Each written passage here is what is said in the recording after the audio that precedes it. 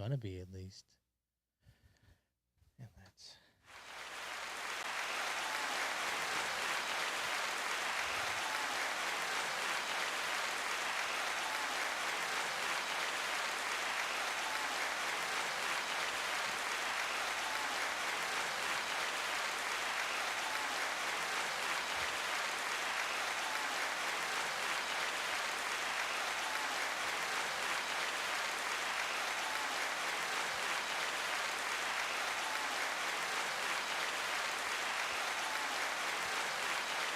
Okay. I think.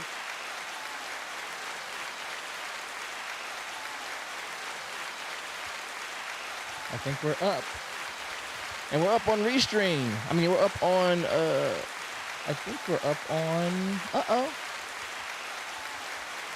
Welcome to Cliqu'd the podcast. I'm your boy, Job English, man. We're in the house, man. And if you are on TikTok, man, we're in the building right now. So like, share, subscribe, do all the stuff that the dope kids are doing. We're up. Oh, my gosh. Yo. How you doing? Good. What's up? You doing good? You sure? Yeah, I'm doing good. Hold on. I gotta adjust your mic.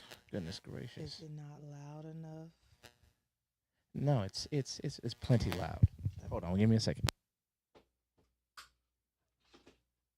Not your mic, your camera.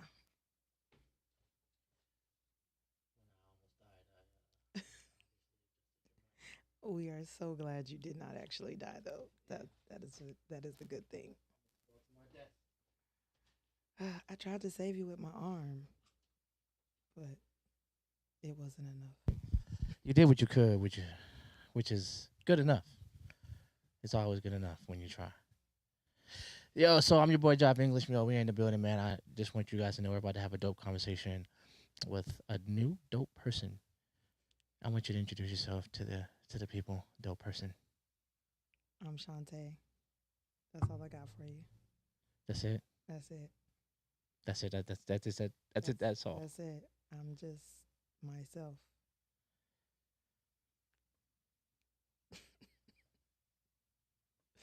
That's it, man. That's it. There's nothing else about you at all? My favorite color is purple. Observable. Yes. And I'm a lady. Okay. She's also a poet. I was about to say, and I'm a poet. You know what I mean? Like, what is dragging this out? Like, what are we doing? You kind of put me on the spot. It's okay though. But you've been here for like hours. True. And you knew this was coming. I did. But I didn't prepare to introduce myself. I mean, I didn't spring anything on you. So no, you didn't. And I should be ready to introduce myself. It's one of those things. I just live. So, all right. Well, I mean, we're here now. Shantae. On Shantae. Aha. See what I did there? I did. I like that. Is that the first time you've ever heard that before? No. Okay, so people do that to you? Yes, they do that. And they do Shantae, or... Oh, from the old school. Sachet, Shantae. All those things. Okay. That's cool. That's dope. You're a poet, though. I am a poet. You hit me up because you were trying to get back into the poetry world. Yes. I don't know how did you leave it? What did you do? Like, you just like middle fingers to my, like, what did you do? I just kind of stepped back and kind of slid out the door and closed it. And so now I'm back, stepping up, opening up the door, ready to walk through. Well, welcome back. Oh, thank you. Thank you. It's a pleasure to have you. Oh, I appreciate ya. Lord. What we were talking we were having a conversation off the air, and you were talking about something very, very interesting. The idea of abstinence. Yes. And those who are practitioners of the art, I guess. I guess you could say that. And you considered the idea of abstaining just a simple choice. Yes. And my idea Anybody's welcome to like rebuff my ideas or whatever. I don't know. Rebut my ideas. I don't know. Anyway,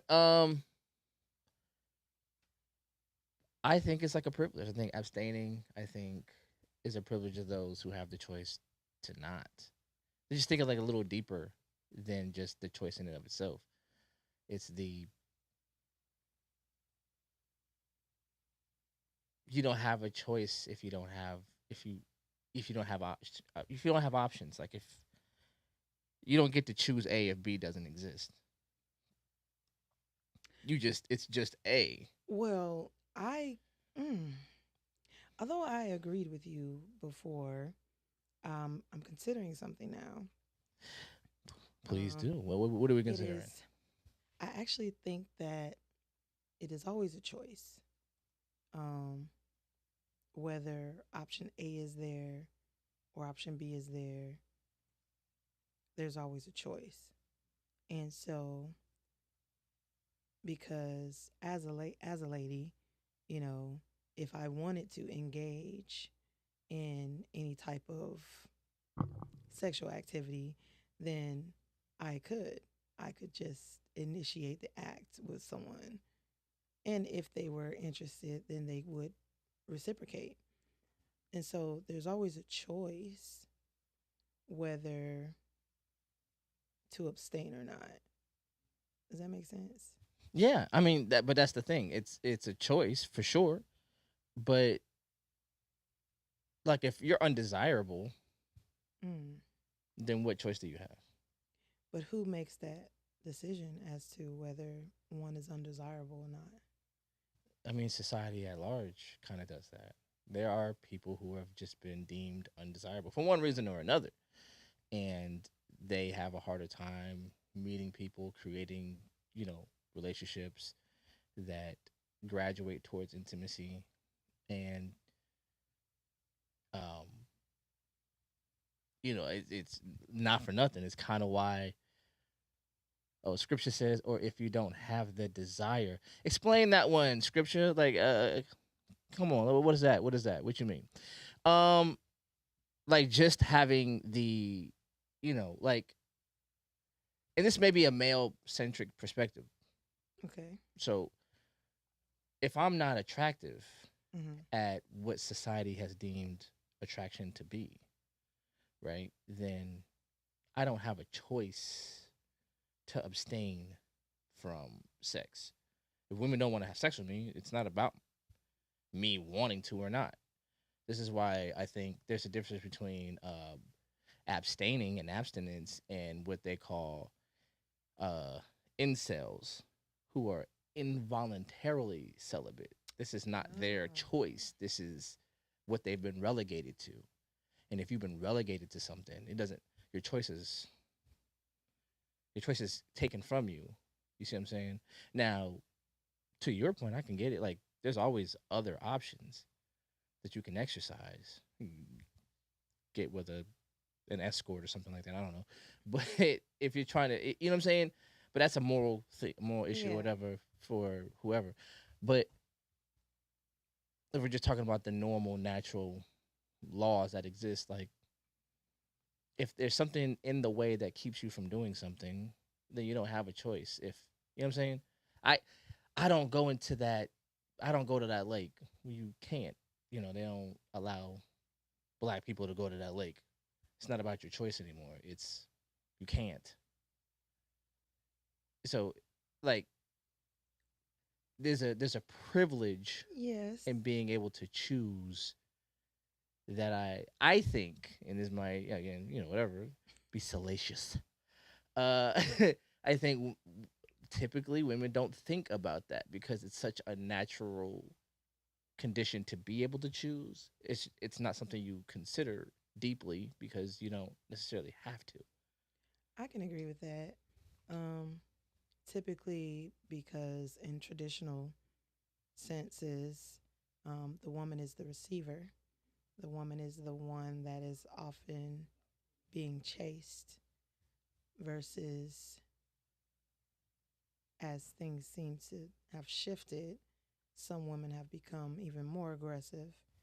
Um, and so then it kind of flips it on the head, I guess. What do you mean by aggressive though? What do you mean? Oh, some ladies, or I don't even know if I can call them ladies, but that sounds so disrespectful.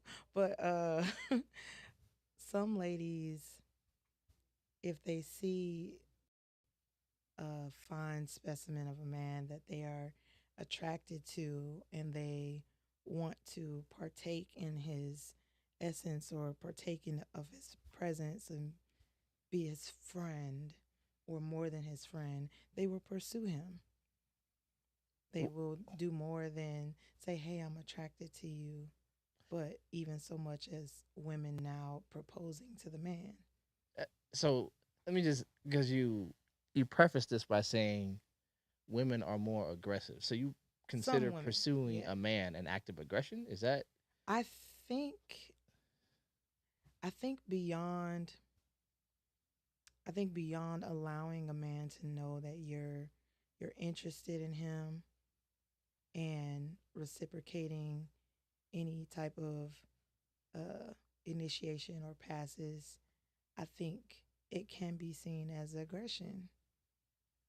Now, to some men, that appeases their ego because that takes the role of rejection off the table for them and actually puts them into the position of being able to be the rejector versus them pursuing the woman and then having to experience rejection. I just thought about the other conversation we had the other day about please, please, rejection. please, please, please regale us. Uh, so the other day we had a conversation about, and you can correct me if I'm wrong, about how sometimes men don't necessarily want to express interest or ask for a woman's number because they may be rejected. And so part of the conversation was, well, how do women say that they reject, or how do women say that they reject a man? And so my proposition was to say that I'm closed, like, instead of, you know, how some people are, they're open to sharing or open to saying that I'm interested in having a friend or a mate or possibly pursuing something intimate in the future. But if I'm not open, then in my mind, I'm closed. So if somebody asks me for my number, I might be like, um, no thanks, I'm closed. That is absolutely diabolical to tell a dude like, sorry, we're closed. I'm sorry. You have to, you know what I mean? I Your business Yeah, hours. You know what I mean? Like, you know, it's kind of hard though because then how do I reject you softly without compromising my thoughts, especially in this day and age where, you know, some men have accelerated from, if a woman not disrespects, but if a woman rejects them, so to speak, they move immediately into calling her out her name, or in recent news, going so far as to kill her. So how do I like let a man down gently without getting myself in a situation where now it's life versus death? What are your thoughts? I think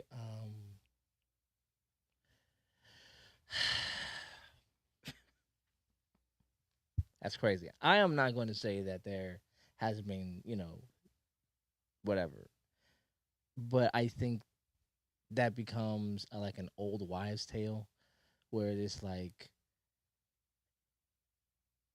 if it's happened once, it's happened 1,000 times. Mm. So like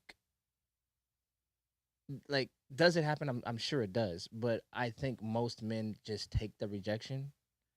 But I think the way in which women have socialized themselves is to believe that if it's, as soon as you hear it happening once, we all have to be on alert for this happening everywhere. And so then Yeah, every man we have to becomes protect ourselves. right. So every man becomes, you know, guilty by Mm. just by association to gender. Like, oh, you're a man. I heard a man killed a girl one time, and it's just like Yeah. if that was really happening, like in mass, like we were just Mhm. every other day you came on the internet or the news, and there was a woman killed in the very casual conversation of, hey, how are you doing? We would be in a different America. Well, we are in a different America, but I definitely understand that, and I want to make sure that we kind of make sure that Oh, sorry about that. Go ahead. Please continue. we check our we check our mindsets. As you mentioned something that sometimes women, and of course we're speaking in generalities, but sometimes women can imprint on the male species what one particular male may have done. Speciation is crazy, but just just had to say that. Every time I hear that shit, I just be like, speciation? Like, as in another whole thing? That implies a lot. I'm just gonna say that, but please continue. I just That's a whole nother rabbit hole to go down. But yeah, so I think sometimes we can do that. And in some senses it's traditional for us to do that. It's something that has been passed down through, I won't say centuries, but passed down through word of mouth, saying that, one of the key ones is all men are dogs, right? I'm sure you've heard that multiple times. I even had a man tell me that all men are dogs. It just depends on the type of dog that they are. Are they a pit bull? Are they a Rottweiler? Or are they the little mini chihuahuas? And I kind of took pause with that at one point. well, I mean, I've even played with that idea, and the idea that I use is like, yeah, all men are dogs, but not all men are stray dogs. Ooh, that's a good one. And I think a lot of women are into rescues. That is absolutely true. And Yes. there's some trained dogs out here that know how to act.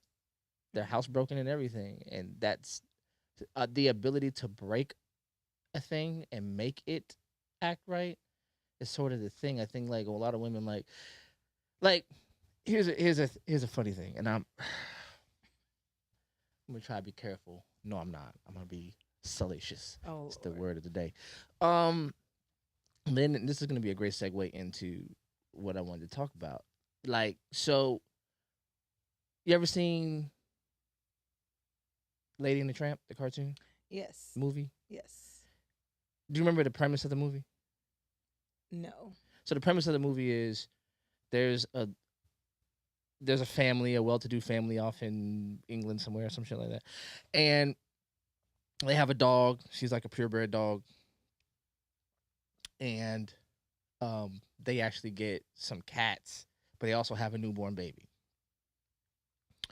There's some racism in it because the cats are Siamese cats, and we are Siamese. That shit was mad racist, but we just. You remember the song now? This shit sounds real racist when you look at it. It's like, ooh, that didn't age good. Disney flirted with a lot of lines. Yeah, And they did. some lines they didn't flirt with. They literally jumped across and Oh, said, "I jumped across the line." What? they sexually assaulted the line. This essay, like, Yeah. come on, man. Yeah. Straight. I beat unseen about everything. Mm. Come on, dog. I beat unseen about everything. Come on, baby. Yeah. That was rough. That's rough to see now. Yeah. Yeah. But we see it through different eyes now. We see it through informed eyes. Yes. So, all right, they're like, everybody's so sensitive because I see it now. Like, racism was so ubiquitous, you couldn't see the forest through the trees. It was just the way it was. Yes. And so somebody was like, it probably shouldn't be that way. And they were like, well, why not? You don't know what blackface is? Yeah. It's not done out of respect and good humor. This is dehumanization incarnate. Yes. But to the point, the lady in the tramp Yes. is she ends up falling out of favor of her owners or whatever, and through some means the cats make the owners think that she's doing something to the baby or something like that or whatever. So she ends up having to go like outside on a leash. Hold on one second. Hello, hello, hello. Yeah.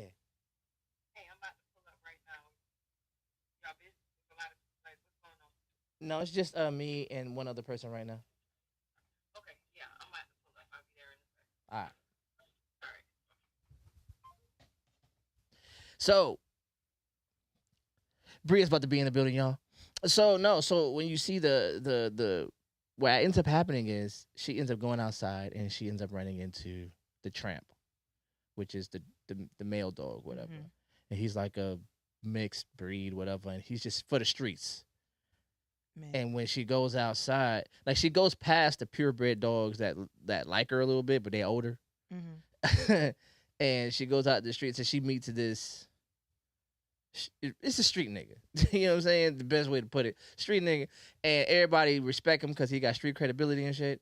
And even the females, the hoes on the street, like him. Like, yo, everybody likes this nigga. Like, this nigga is that nigga, and that nigga likes you.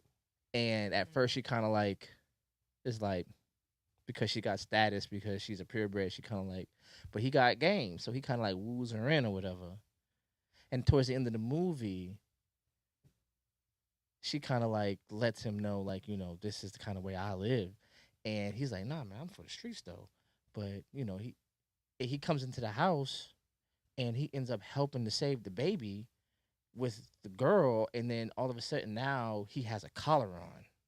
Mm-hmm. And he has a collar and he doesn't have to run from the door catches and all that other stuff because now Attain this. he's attained this status that he's gotten through following her lead in being a housebroken dog or whatever, right?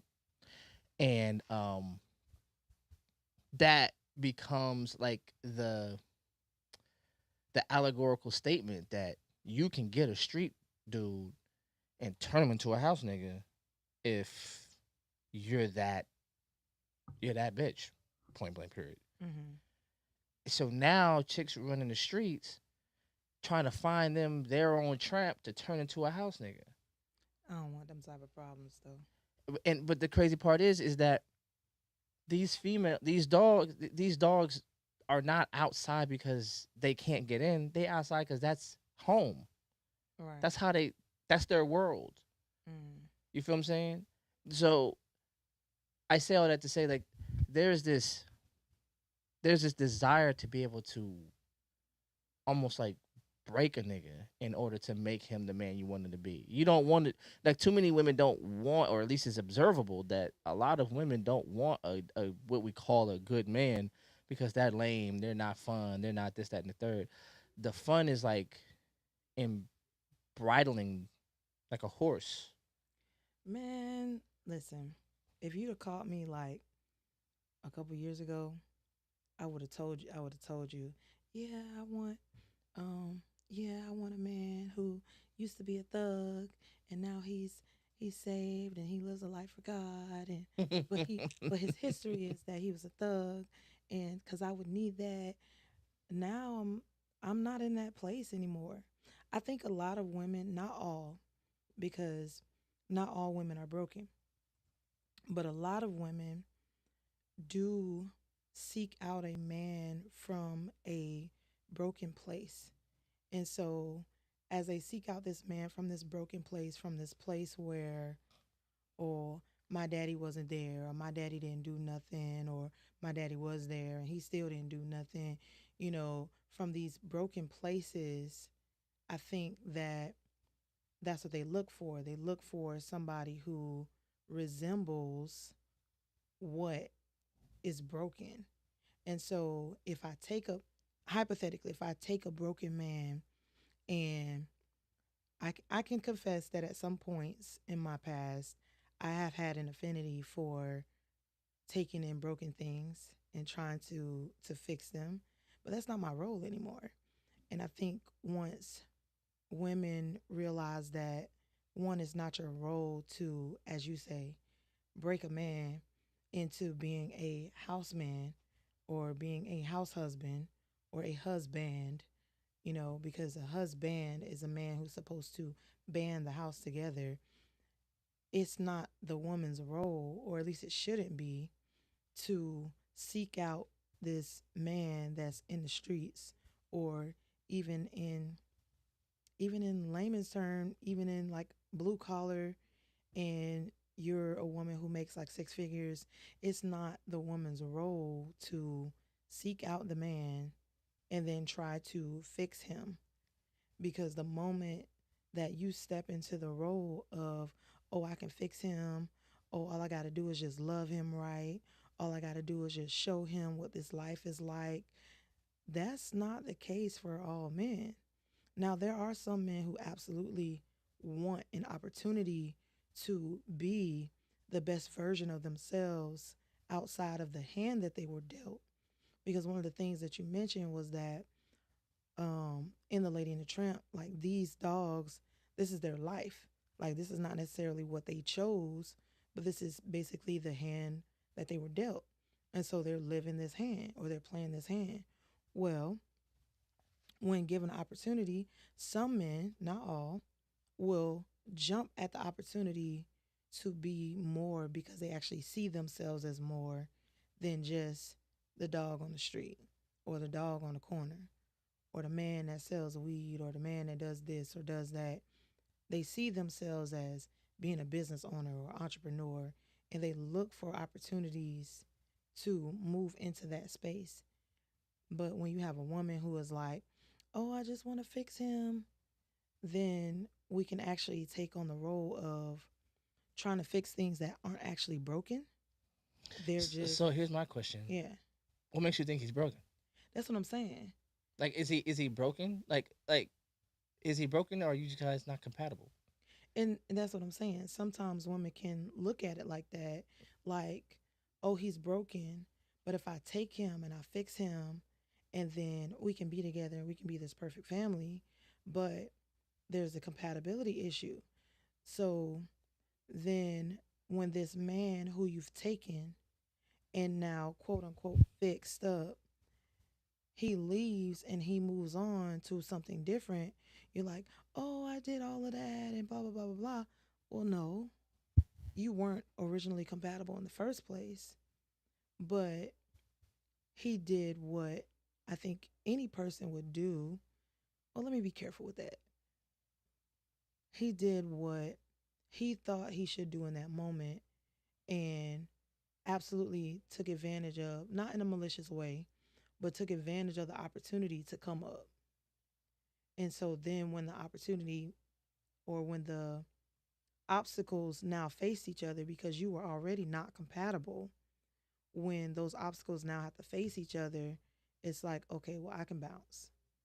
But guess what? I'm bouncing at another level because you did pour into me, because you did do this. Yeah, I mean, I can see that. I mean, here I think we borrow a lot of language that I don't know, both sides of the fence ends up saving our ego from our ignorance. Mm, Because we say things like pouring into somebody because I've done so much and I've done so much. And when it almost makes you sound like somebody who's being beneficent, or what's the word I want to use? Forget it. Word's not coming. But you know what I'm saying? Like, you're just beneficent thing that's on high, and you've done so mm-hmm. much for somebody lesser than you, and this person has Ooh, taken that goodwill, uh and darted off, and is not, showing prostrating themselves in front of your graciousness.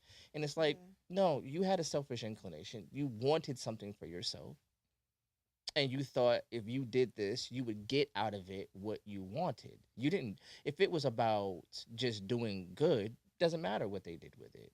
If I'm good to a woman, just because I want to be good to a woman, Mm-hmm. and she decides, hey, well, it's nice that you did that, but I'm gonna go take everything that you did for me and then go pour that into somebody else. If I'm a good dude in that metric, then oh great, that's a great idea, pay it forward. But if I'm honest, I'm like, no, I did that so you would have the capacity to pour back into me. I was trying to increase your capacity so I can get something out of this. Mm.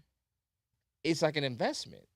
So a lot of people you borrow that language, but it's dishonest a little bit because you wanted something. You didn't do this just because you were a great woman or a great guy. You did this because you wanted something and you wanted that thing. Like it's almost like now I always use car metaphors because this is what I do, but it's almost like you put this ginormous engine in this small thing that isn't compatible with that because you wanted it to be able to pull more. Mm. And you ended up destroying the transmission, messing up all this other stuff, trying to put this big thing into that thing that's it's not built for. And you're like, well, I did so much to this engine. Yeah, you did, but it never had the capacity. It never even told you it had it. And if by the off chance it does work, it's going to take that capacity and people. And I had to tell this to a guy. I'm like, men, women, you could be right about a woman. Like dudes be like, man, I did so much for her and I did all this and I'm like, but at the end of the day, she doesn't know you anything. Yeah. You could be right. You could be absolutely right. You could be the best man for her. You'll be the one that's going to love her, protect her. You could do all of the things. And you could be right about her. At the end of the day, she still has the right to say no. Yeah. No, that's nice. You're probably right. And it probably, the happily ever after would be the happiest ever after that has ever happily ever after. Ever Eh, after. right. But no. Yeah. And so there's this, when I hear people use this kind of language, it's like you feel like you're owed something. And this is going to be the segue because I want to talk about people like to talk about this idea that I deserve a good woman. I deserve a good man. And my question is why? Why do you? How do you deserve a human being? Because if I'm incorrect, help me, but deserve sounds like earned, right? And if I've deserved something because I've earned it, there's only two ways you earn something. That is through, hold on, let me make sure. Having a little, okay. If I deserve something, it's because I've earned it. And if I've earned it, there's only way two ways to earn. That's through dint of labor or through entitlement. That means there is some social situation that because I'm this thing, I get this sans my input. You feel what I'm saying? Like a social safety net or whatever. But if that's not true, then in either case, you believe you deserve it. And if you're not getting what you feel like you deserve, then somebody owes you something. And that destroys somebody's intentional behavior for you because now you start to believe that person is working off a debt. You owed this. I was owed this.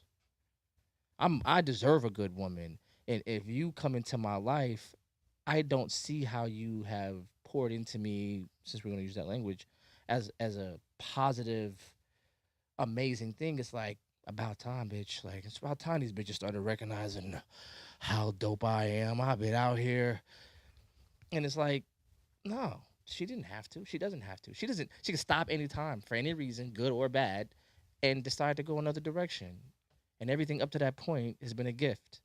And if maybe we saw each other like that, no matter what you get out of this, none of it is guaranteed. I don't get a you for making me dope. I don't deserve you. That's transactional thinking. Yeah. I think I think that's a very good segue right there as we start talking about transactions um in perspective because you said something earlier about um pouring into something. So like And of course, I use that language. So when we think of the language of pouring into something, something must take a lesser place, right? In order to be poured into, right? So if I take the role that, oh, I'm pouring into this person, right? Most of the time when we pour juice or we pour something to drink, it's for the purpose to then consume it, right? So you said something about wanting something in return from the poor, right? And I think as we think about it, we have to think about it in terms of investment, as you shared. When we talk about investment, it investment takes risks, right? That's the only way that you can get anything from the investment. So if I take my $100 and I put it into a particular stock and the stock fails, well, I took the risk. And so do I just stop now or do I proceed and try to put some more money in or do I change stocks? Um, excuse me. So when we talk about deserving and entitlement, I don't let me back up. I think what you said about if we as people, both male and female, begin to look at each other as the gift, right? Then of course it can be an even exchange, right? I'm going to be the best version of myself because I'm the best version of myself. Now you get to benefit from that best version of myself. And then if you are the best version of yourself, guess what? Then we actually, I think symbiotic is the right word. We symbiotically help each other continue to be the best version of ourselves. And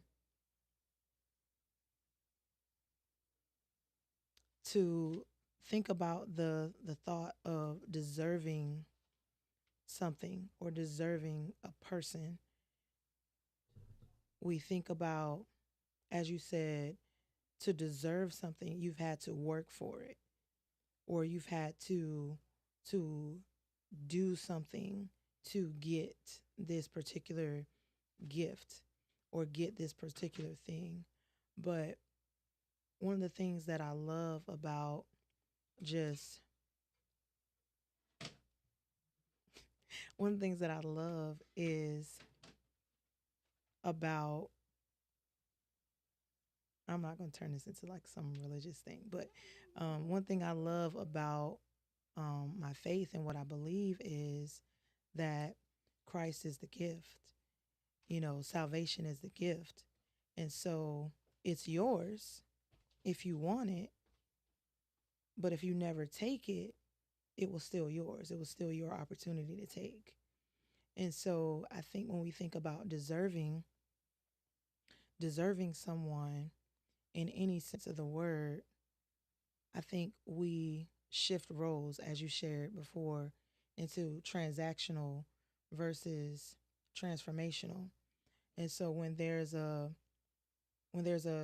transactional love or transactional relationship, you give me this, I give you this. You do this, I do this. You scratch my back, I scratch your back. You know, there's this give and this take. And when one person stops the giving, then the other person is like, wait, wait, wait, wait, wait. I'm used to you giving, giving, giving. So what happened? So now because you're not giving, oh, I'm not going to give either. So then we revert to selfish roles versus the gift roles. Because as a gift, if I'm a gift to you, then I'm the gift to you. And you get all of me. You get all of the happiness, you get all of the sadness, you get all of my you get all of me pouring my encouragement and hope into you. And if you're the gift, I get the same thing. Yeah, Ned. So that's that's more of an egalitarian idea, right? So if we both are both things, Hmm. right? Like I'm the gift and the giver, Yes. and I understand that. Like So in order to be a gift, I have to have some presentation about me. I have to have something about me that, as I present it to you, it's something, because it has to be something that is worthy of the person that I perceive you to be. And the same thing the other way around, because I am the gift that I am giving to you, right? So when God, like, just like when, if you're going to use God, when God gives you a gift, the gift isn't for you, it's for the world. I gave you Yes. something so that you can spread the faith of, the gospel of me to the world through this thing Hmm. that I've given you, Yes. be it your talent, your art, your skill, whatever. But if you're so stuck into consumerist idea that you need to be poured into constantly, constantly, constantly being poured into, then the capacity that you have becomes your predisposition. That's what you I have so much to be filled up by. It takes so much to fill me, but it doesn't matter, because whatever you've been filled with wasn't for you to begin with. Right. It was for you to be poured into somebody At else. some point you have to, if we use the analogy of the sponge, right? Mm-hmm. So a sponge is empty essentially and it's Mm-hmm. dry, Mm-hmm. right? But when you pour into the sponge, it begins to soak up the water and then it expands and then its usefulness expands, right? I like that. That's And dope. so, but there is a point in the sponge where it is super saturated and it can no longer hold anything that's being poured into it. And so then it becomes messy versus useful. Does that Hmm. make sense? I like that a lot. A lady named Bria is in the building. Hold on, we got to. Hey, this jacket that you wear always reminds me of, like, huh? Yeah, yeah, yeah. Every time I see it, I'm like, where did I have seen that jacket before?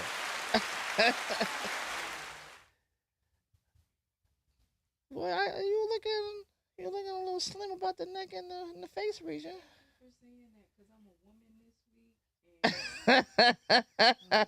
My condolences. Yes. Yes. A lady named Bria. This is Shantae. She is an amazing poet. Shantae, this is a lady named Bria. Yeah. Nice. Yeah, she's a dope poet. She actually has her own Facebook page, Facebook group thingy, where she just like, is it yours? If I'm misspeaking, it's like the one where all the poets come in there. Are you talking about Poetry in Savannah? Yeah. So, Poetry in Savannah originated as somebody else's group, and they were like, I don't want to do it anymore. And I was like, okay, well, let's keep it because it's a region. It's a resource for people. And so essentially it did kind of become my group, but then I added you and John Yeah. as admin so that it wasn't just my group, so that we can all share like events and stuff that's going on in Savannah or the Savannah areas, so that we can all partake of them. So, yeah.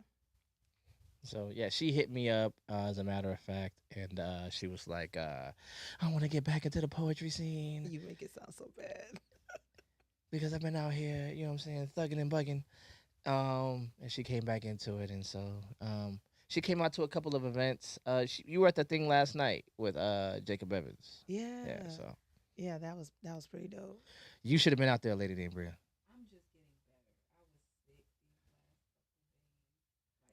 Like I told him, a cold ran through my house like crack in the 80s. Ooh, shoot. That was intense.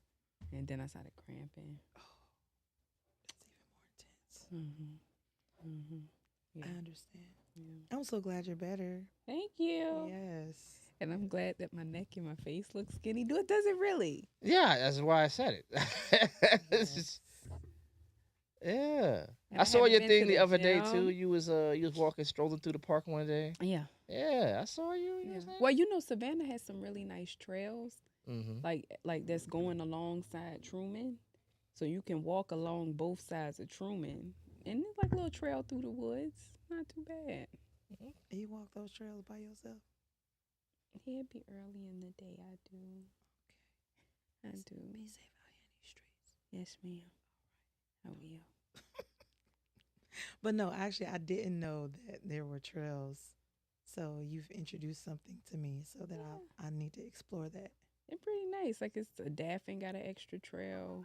It's a little trail that'll take you from Durin all the way to Lake Mare. I did a bike. I did it on a bike, which was really nice. So I rode from Victory Drive all the way to Lake Mare. It was pretty cool. Nice. Pretty cool. So we have been talking about. Yeah, it sounds like a good conversation. Like I was just trying to like find what the base of it So was. the base of it is the idea of deserving somebody. Like, how do you deserve a person?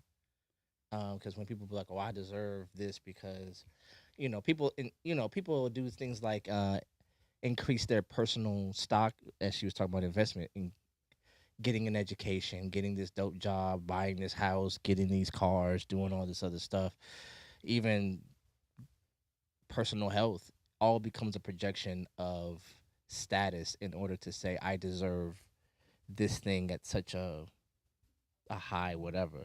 So it's like I could say, I'm a 6-figure nigga and I got 4 cars and I live in a 2-story house and I ain't got no baby mamas, and because of that, the kind of woman I feel I deserve has to have all these, stats, uh, you know what I mean? And they go, and people, and because we believe in that, because we are so, our socioeconomic mind is so capitalist, we think in those terms. We think in terms of transactions. If I'm if I am the man and I am to protect and provide, that is my currency for being able to get out of you what I want. You know what I'm saying? And it becomes a Mhm. closed-ended thing. But it doesn't have anything to do with relationships. It doesn't have anything intimacy. And like I was, even my little brother sent this thing to me, and it was difficult for me because, and I want to ask you ladies about this. The conversation was around um sex and being withheld, right? Like, oh, first of all, what did before I even put a thing on it, what is y'all's idea about that? What you mean? Like like being in a relationship, being married, whatever level of, relationship that you would have sex in, and then holding it back. Do you think there's a such thing as holding back sex from a relationship? Like, do you think that's a thing? It's kind of like it's two avenues you could take in that. Like, are you withholding it because are you trying to use it as a punishment, or are you withholding it to like I just don't feel like doing it? I mean, in either case, like, Either case. so Okay, yeah, because I could give you an opinion on. yeah, go either or. Both of y'all, Or, I would love to, well, I feel like we really treat sex like it's this extravagant, this forbidden fruit, but it's normal and it's natural. It's something that I mean, it's health benefits and this feels wonderful and it's normal. We need to have those conversations because if you dating somebody and if you have a high sex drive, you should be able to tell your partner that. And if you are a partner who I don't have a high sex drive, because I do, I had a friend, she say I don't like sex. Like, and it's crazy because she was like, I don't be wanting to have it. But she got a man who he knows to how to navigate around that without cheating, you know, and sometimes she just give a, you know, it's they have a compromising thing, but I just feel like you should talk. That's something that is instead of knowing that's more important than knowing that nigga's favorite color. Mm. Like for it Interesting. because if I need to know what you're into because if you're dating somebody who don't have a high sex drive as you, y'all can be bumping heads a lot about it. But what about the people who kind of see sex as it's a power. It's a As a power, currency, as a currency as for you sure. shared before. Yeah. What do you think? What do you think? Um, I think that But as a currency, what you mean by like in a relationship as a currency For or sure. selling? No, no, yeah, no, not like, yeah, not no, like, not like. no, no, not like that. But how do you No. use So, sex as a so currency? sex Go as ahead. a currency is like okay. So think about the TV shows or or movies that you've seen that have like married couples or whatever the case may be. And if the wife is mad at the husband, guess Okay. what? The husband don't get to sleep in the bed. He got to sleep on the couch. Well, guess what? If he's sleeping on the couch, then the the intimacy that's supposed to take place in the bedroom doesn't happen, right? Hmm. So it becomes a almost a weapon of control. Like because I didn't like your behavior, I'm gonna withhold this this good thing, so to speak. And so I think sometimes it can be used as a currency. I'm not saying that it should be used as a currency, but I'm saying it can be used as a currency. And I I'm gonna speak from like the role of marriage because I desire to be married at some point. Um, but my premise is that short of me being sick and unable to provide that level of intimacy to my husband, I should not be withholding it I'm with you. from him. Hmm. So, but here's my question, right? And You should get cheated on if you do that. Mm. And the only reason why I say that, and the reason why I say that, is because you doing it because you're not doing what I want you to do. That's fucked up. That's fucked up. And like I said, now if you got a, especially if you got a man who's doing, and I know this sounds stereotypical, but if you got a solid man doing what his solid job is, and he's doing something you don't want him to do, so I'm just gonna take this from you to punish you, I would cheat on you. We're not their parents. Right. Like who you I would cheat on you. Just to you want to do that cuz why? Cuz that's conniving. Like to me that's just so but okay, for me, it's like a gray area because here's what's weird, like because. now if I don't want to do it it's just one of them times like I don't feel But I like think what we it. if should you don't? communicate that. I think Yeah, that's yeah, what we that's should different, say. but as far as oh you didn't do what I say do so. Huh, you're not going to get any. Like that's so fucking conniving. Like I've heard men say, "Oh, I haven't had any in a year cuz my wife like nigga, That's crazy. that's fucked up." And I also think Your that wife is sleeping with somebody else, brother. I'm just telling you. ooh, that could be true. And actually, like I said, Look, I have a very I don't know if you call it misogynistic. As a matter of fact, no, I don't. A woman taught me this. It was it's not even my original line, but she taught me this. She's like, if we're in a relationship and you're not sleeping with me, I know you're sleeping with somebody. And I was like, yeah, that if especially if you're talking about an elongated period of time, is we only have it twice a year and it's on my birthday and our anniversary. Dog, she's not. That's not your lady, dog. I'm just sorry. Or your man. If your man, you know what I mean? Like, I would say that it would have to be like we're in like we are knee deep or waist deep in this relationship and we have already initiated the act of doing this. Like say we're married, right? And so after being married, there should absolutely be sexual exchange between the husband and the wife, right? So if it gets to the point where the husband is now withholding from the wife, then short of, like I said, short of being sick or being unable to fulfill those duties in some sort of manner, you know, it should not be being withheld, if that makes sense. so men here's the withholding too. If you a man withholding, you cheating. All like that's just to me. That's you cheating. I It You mean, got it in house definitely clean coochie, and you it just definitely not. it definitely plants the seed that I'm not desirable. Like what are, or and like Ah. what are you doing, like what are you doing outside that Make you not want to that touch make you me. not want to Oh, be with see, me? and that's so damn evil. That's what like stuff like that. Like, cause you're not just hurting my feelings in my face. That's emotional abuse. It is. so here's my thing, right? But it goes both Because ways because it's emotional abuse to the man too. When Like yeah, we have to be honest about that. Like for men, men are just from my opinion, men are very physical beings, and they thrive on what they see and what they feel and what they get to touch. And like when a man says that his wife is the prize, like he literally means that. Like he gets to go and Mm-hmm. touch the trophy and gets to feel all on it and stuff like that. Like like that means something to him. And so when he stops loving the trophy and the trophy gets set on the shelf, then again it begs the question, what are you doing outside? Do you have another trophy, a bigger trophy now that you're more proud of? You're more apt to want to kind of hug and hold? Yeah.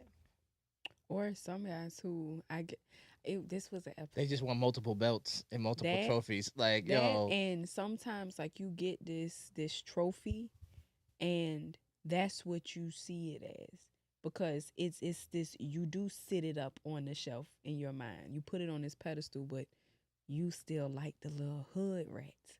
This it's this beautiful thing, and I get to come home to that. I get to it's the look and like what we talking about the transactional thing because Will Smith talked about it a lot. And in Jada Pinkett's book, they both came to the conclusion that that's what kind of drew a wedge that it wasn't the foundation, it was the look. Like people at a certain status, it's egotistic. It's your it's it's what having you says about me. exactly it's validation. Yeah. Mm. So That's it's it's like validation. if like I could know being with a lady named Bria makes me look like, yo, I'm not dude. But I really like Shantae. But I know in this world, Shantae doesn't say enough about my status. Mm. So I'm gonna keep her. It's literally having your cake and eating it too. Hmm. So I'm gonna keep her here, encased, so everybody can see what I'm able to have, and then I'm gonna go get what I want, right? Which Wow. Yeah. comes I'm consuming you and preserving you. Wow. And you know And what then when that you put that go woman, ahead. oh, no, no, no, no, go ahead, go ahead. I was gonna say that that is what brings us to the role now of the glorified side chick. Ooh, yeah. Go ahead, go ahead, keep going. Keep going. Yeah, I gotta hear that. Yeah, yeah, yeah, yeah, yeah. You know, you paused out. Oh wait. Yeah, what you mean? The glorified side chick, because now I do have a trophy at home. Like I have a trophy at home. With this trophy, I have these fabulous babies that have come from this trophy. Mm-hmm. So now I've got this trophy, and then I've got these little baby trophies that are mine too, right? So they all, to me, symbolize status. Like I'm a family man, but like Bria said, my appetite is for the hood rat. My appetite is from the girl from around the way. Why? Cause she gonna do stuff that my trophy not gonna do. Or I don't want my trophy to do. Oh, I've oh, actually, I've that now actually, that one, I've yeah. actually met a lady who said her husband didn't want her to do some of the more colorful. Colorful. Colorful. That's the term she used earlier. Yeah. More colorful stuff because he has this high regard for her. Mm-hmm. But she ended up finding out that he was dipping Get over someone getting and those doing all colorful that things. depraved stuff out of his system with Oh, her. he was in the '96 pack of crayon box. Yeah, he Yeah, was. Yeah, yeah, he was. Yeah, it yeah. was very colorful. Yeah. And she was just like she never developed a proclivity for certain type of sexual things because he would tell her, "No, I don't want that from you." Now I'm gonna tell you how that this right here is we can't call it a now thing because this is a tale all this time. It's a whole part of Sex in the City, which is my it's my comfort show. Sex in the City came out started like in '99, going into 2000. Charlotte gets married to this successful doctor, and to her for all this time they thought that he couldn't get up, that he was had an impotent Mm-hmm. problem, whatever. But she walks in on him jacking off to a Jugs magazine, and she's confused and all this, but coming to find it, that was the problem. Now this is in 2001, Hmm. and a white couple. This is a whole different genre, gender, race, everything, but this is still an issue. And it was that his wife was that trophy, and he couldn't see her in that way, but he liked Hmm. Jugs. You know how So long this, ago it is in the magazines right, outside. right. That's your paper. So yeah, Like, it's right, like, right. you gotta go hide that. You can't. Like you got a portal bag, Yeah, like but boy, that's throwback.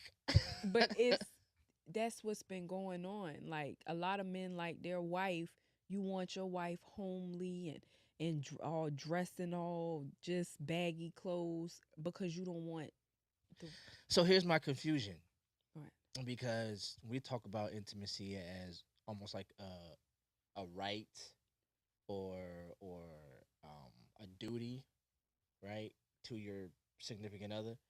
So here's my question, because the power of framing takes whatever we're talking about and it puts it in a box, it puts it in a frame, and then it tells us how we can talk about this, but it also tells us how we can't talk about it. There's some things that are outside of the frame. And I think there's some things that are outside of the frame that if we talked about it in that context, this would be a better conversation. Not because you guys are doing anything wrong, but I'm talking about society. In that intimacy should be a form of communication. Absolutely. This is how we converse with each other, right? Um, so if our intimacy is how we converse with each other, like in our socioeconomic sphere and political, socio-political, blah blah blah, money is language. Yes. That's what they've ruled, that money is language, Yes. right? So if we can borrow that concept and say, all right, if money can be language and you can speak with your money, Mm-hmm. then you should be able to speak with your intimacy. And that's true. So if I'm speaking with my intimacy, right, then this shouldn't be a one-way conversation. It shouldn't be a demand. A demand, demands are not a conversation, Right. right? For sure. So if the woman is like, well, you didn't, like y'all said, like he didn't do what I wanted him to do, so that's not a conversation. That's a that's a ransom. That's an, a hostage situation. And in a hostage situation, the hostages don't get to negotiate. They're just the currency. Right. You know what I'm saying? So if you're holding our intimacy hostage, then you're not trying to have a conversation. You're trying to gain power.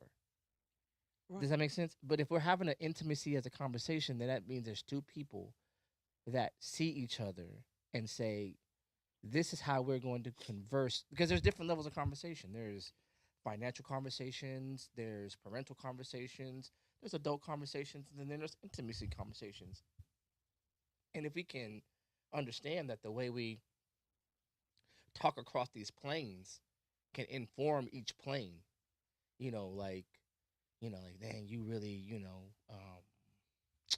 you really came through last month with you doing all this overtime and doing all this other stuff. And, there are things that, I was worried about, that just because you did these things, you eased my mind and it put me in a safe place. And I want to express, communicate my gratitude.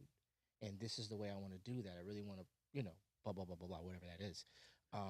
Then that becomes a conversation that we're having with each other, is more than it is uh, a tool.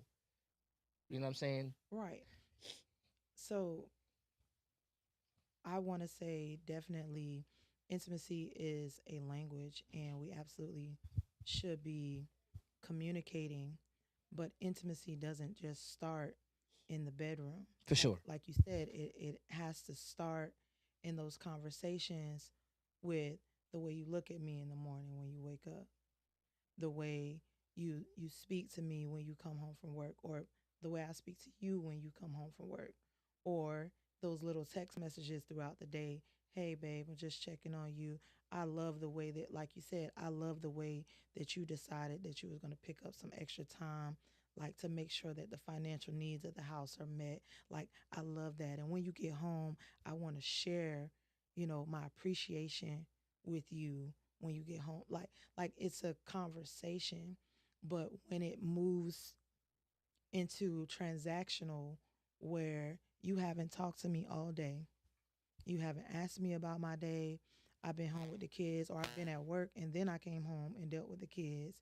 And then you came home and you didn't help with dinner, you didn't help with bath time. But now, after I have done all of these things, I worked 40 hours. I came home, I did homework, I did bath time, I did all of these things. Now, mind you, it's not transactional, but you're not seeing the hidden work that I've put in while you were gone, and now you want me to do additional work. you I you just get said what you that. get what I'm saying? I said Because it all it's the it's time. Yeah. no longer I it's said no it. longer a love language for me to want to give myself. It means that I am depleted. I'm It's doing another a job. task. It's It another Yeah. job. it is Yeah. another task for me to accomplish, and I think that is, in some ways, and I can't speak to marriage because I'm not married, but I think that in some ways is what absolutely affects relationships. Oh, absolutely. Because That was my yeah, problem with my last dig relationship. in. Let's go. All the way to that whole, like to that extent. Because I've told him that, like, that was my life. You come home from work, you taking care of the kids, you trying to cook, you trying to get the kids to bed, you done did homework, and now you want me to be this porn star, and nigga, I'm tired. And then now it's a problem because you got all the energy in the world because all you did was come home Take a from work shower, and you had time to eat. decompress. I still haven't decompressed That part. I like Yeah. like that part right there. I think because that if women could say that part, and I think they just haven't investigated the language, but being able to decompress out of what you've just gone through allows you to perform. And I'm gonna make a tie to what she's saying. I'm sorry. I just wanted to grab this no before no you. no go Oh ahead no, go you ahead I go just ahead good. wanted go to ahead go grab ahead. this. I'm so sorry, but like y'all know I put on shows and shit, right? Yeah. And so, and like if you know, like everything that I put on comes out of me, right? So when I get to this whatever event space it is, I set up the speakers, I set up the sound, I set up the artists and the performers, and I work with the staff and the owners, and I do all the stuff, right? And I know I have to get there early because I know I have this amount of time, but I also know I need 2 or 3 hours to come down off of that. All the running around and making sure the wires, because I'm going to forget something. Something's not going to work right. And I know if I come in there at just enough time that if everything works perfect, everything is going to go well. That something's not going to go perfect and it's not going to go well. So I come in there, like if the show's at 7, I'm in there at 9 in the morning because I need to know that by between 9 and 3 is when I set up and get everything going. That between 3 and 7, I got time to come down. Mhm. And then now I'm calm. Now I'm in the game. Now I can think about how I'm going to perform, right? But if Right. I don't give you the space to do that, because you've been working and you've been taking care of the kids and you've been doing bath time, I haven't given you any time to decompress so you can think about how you're going to do this thing. You know what I'm saying? Your mind is still going a mile a minute processing. And it's unfair to go, yeah, man, well, I'm good now, and you not, and I don't And take you in turn over and sleep like because a it's damn unpaid baby. labor, Yes. taking care of the kids, taking care of the dishes, and doing all this shit. It's unpaid, and all I can see is, well, I pay the most money around here, so and it takes the language of intimacy out of intimacy and puts it into, like y'all said, duty, and that's nobody wants to like. I I say nobody, but unfortunately, There are plenty of people. yeah, there are plenty of people who think sex is just something that you should just be doing without considering the labor that it takes to perform. You know what I'm saying? And as a man, if I'm supposed to be the leader of the house, I'm supposed to be able to have enough foresight to say, I need to create enough space between her and her duties to create the space for the conversation of intimacy. Yes. You feel what I'm saying? Because I need this to be a conversation. I don't need this to be a duty. I don't do like, and I hear men be upset because you get like the what is that called, the obligatory sex. I'm not using the term correctly, but like just Yeah. like the Like the I'm obligated. He'll Right. So he'll come I'm get just it gonna, sex. That's like yeah, that's what you call it. Yes, yes, yes, yes, yes, Yeah. yes. That's what I want to call it. Yeah, the here come get it. Don't nobody want here come get it. You want here come get it? Here, shit, here. Damn. Don't nobody want to go. All right, hurry up, damn. You know, nobody want to hurry up, damn. Say, Damn, I'm sleepy. don't wait, what? Nobody wants hurry up. You know what I'm saying? Like you want, like I need you to be enthusiastic about the process. You know what I'm saying? I want Like, us both to want this. I want us both to want this. So if that's what I want, then I need to be doing whatever it is on my end to create the want. Like, you know what? My man came home from work as tired as I know he is too, and made sure when I was doing dinner, he was washing these kids. While I was making, while I was, doing homework, he was folding these clothes, or vice versa, whatever it is. And then, so when we both sat down, I remember this is funny. I remember, and my little brother's gonna hate me for this, but I remember he told me a story about how him and his wife, they've been married for like 20 something years, and it's so weird to be able to say that. Like, I don't feel like an old man, but I'm like, when time tells on me, I'm Yeah, like, yeah. nigga, I've been here for a minute. But it was like they had made this date for themselves to be able to do whatever, and they both did the things. They cooked, cleaned together, they did all this stuff, and they ended up falling asleep. Oh yeah. And he was like, she woke up and was like, I'm so sorry. He was like, well, I was asleep too. Like, but that's also intimacy. Yeah. Because now that's a shared experience. Yes. And now we have a shared, because so much of what we do in this world takes us away from each other. Yeah. You know what I'm saying? We don't have a lot of anecdotal information about each other that we can go, remember when we did? Everything that I've done was sans you. And we can fuck around and also and veer off on a path that takes us away from each other, not because we meant to, because that's what the world took us on. I feel like when it first off, people. You look like a gang member. I just want you to know that I see this. You remind me of Ice Cube. Yeah, in that's that what I'm movie. thinking about. Like, if she got up and started sea walking, I'm sorry. It just hit me. I was like, all right. No, that's what I'm laughing at. 'Cause Toon texting me. Toon talking about this big ass jacket you got on. What's going on? He screenshots it. First of all, Toon needs to be up in here. Thank you. All right, go ahead. Once you have to break down because people don't know. I feel like all these people talking, no one understands what love is, and everybody just trying to make up a rule for themselves. Respect is not just you not cheating on me, or you opening the door for me, or you bringing the groceries in. Respect is you thinking of me and respecting my time. You like, and it's that is, and like, and that's not just from men to women, that's from women to men too. Respect, like, look at him as a person and not a machine. Look at your wife as a person without a machine. Do you get tired? Yeah. Do you feel like coming home and handling these kids? No, she don't either. But it's a job, and I carry this one saying. I say it at work. I carry this saying everywhere I go. If you got the ability to help, make it your responsibility to help. If you get home before me, you don't want to cook. Hey, babe, I took that meat that was in the thing. I took it out and washed it. It's on the sink. It's ready for you to start cooking. I straightened up the kitchen.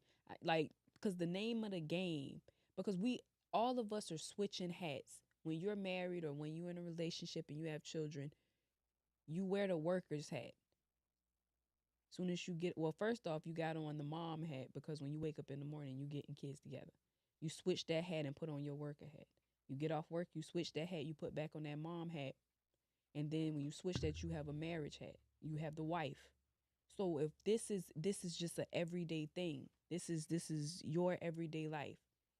And how you react in your everyday duties determines the quality of your life.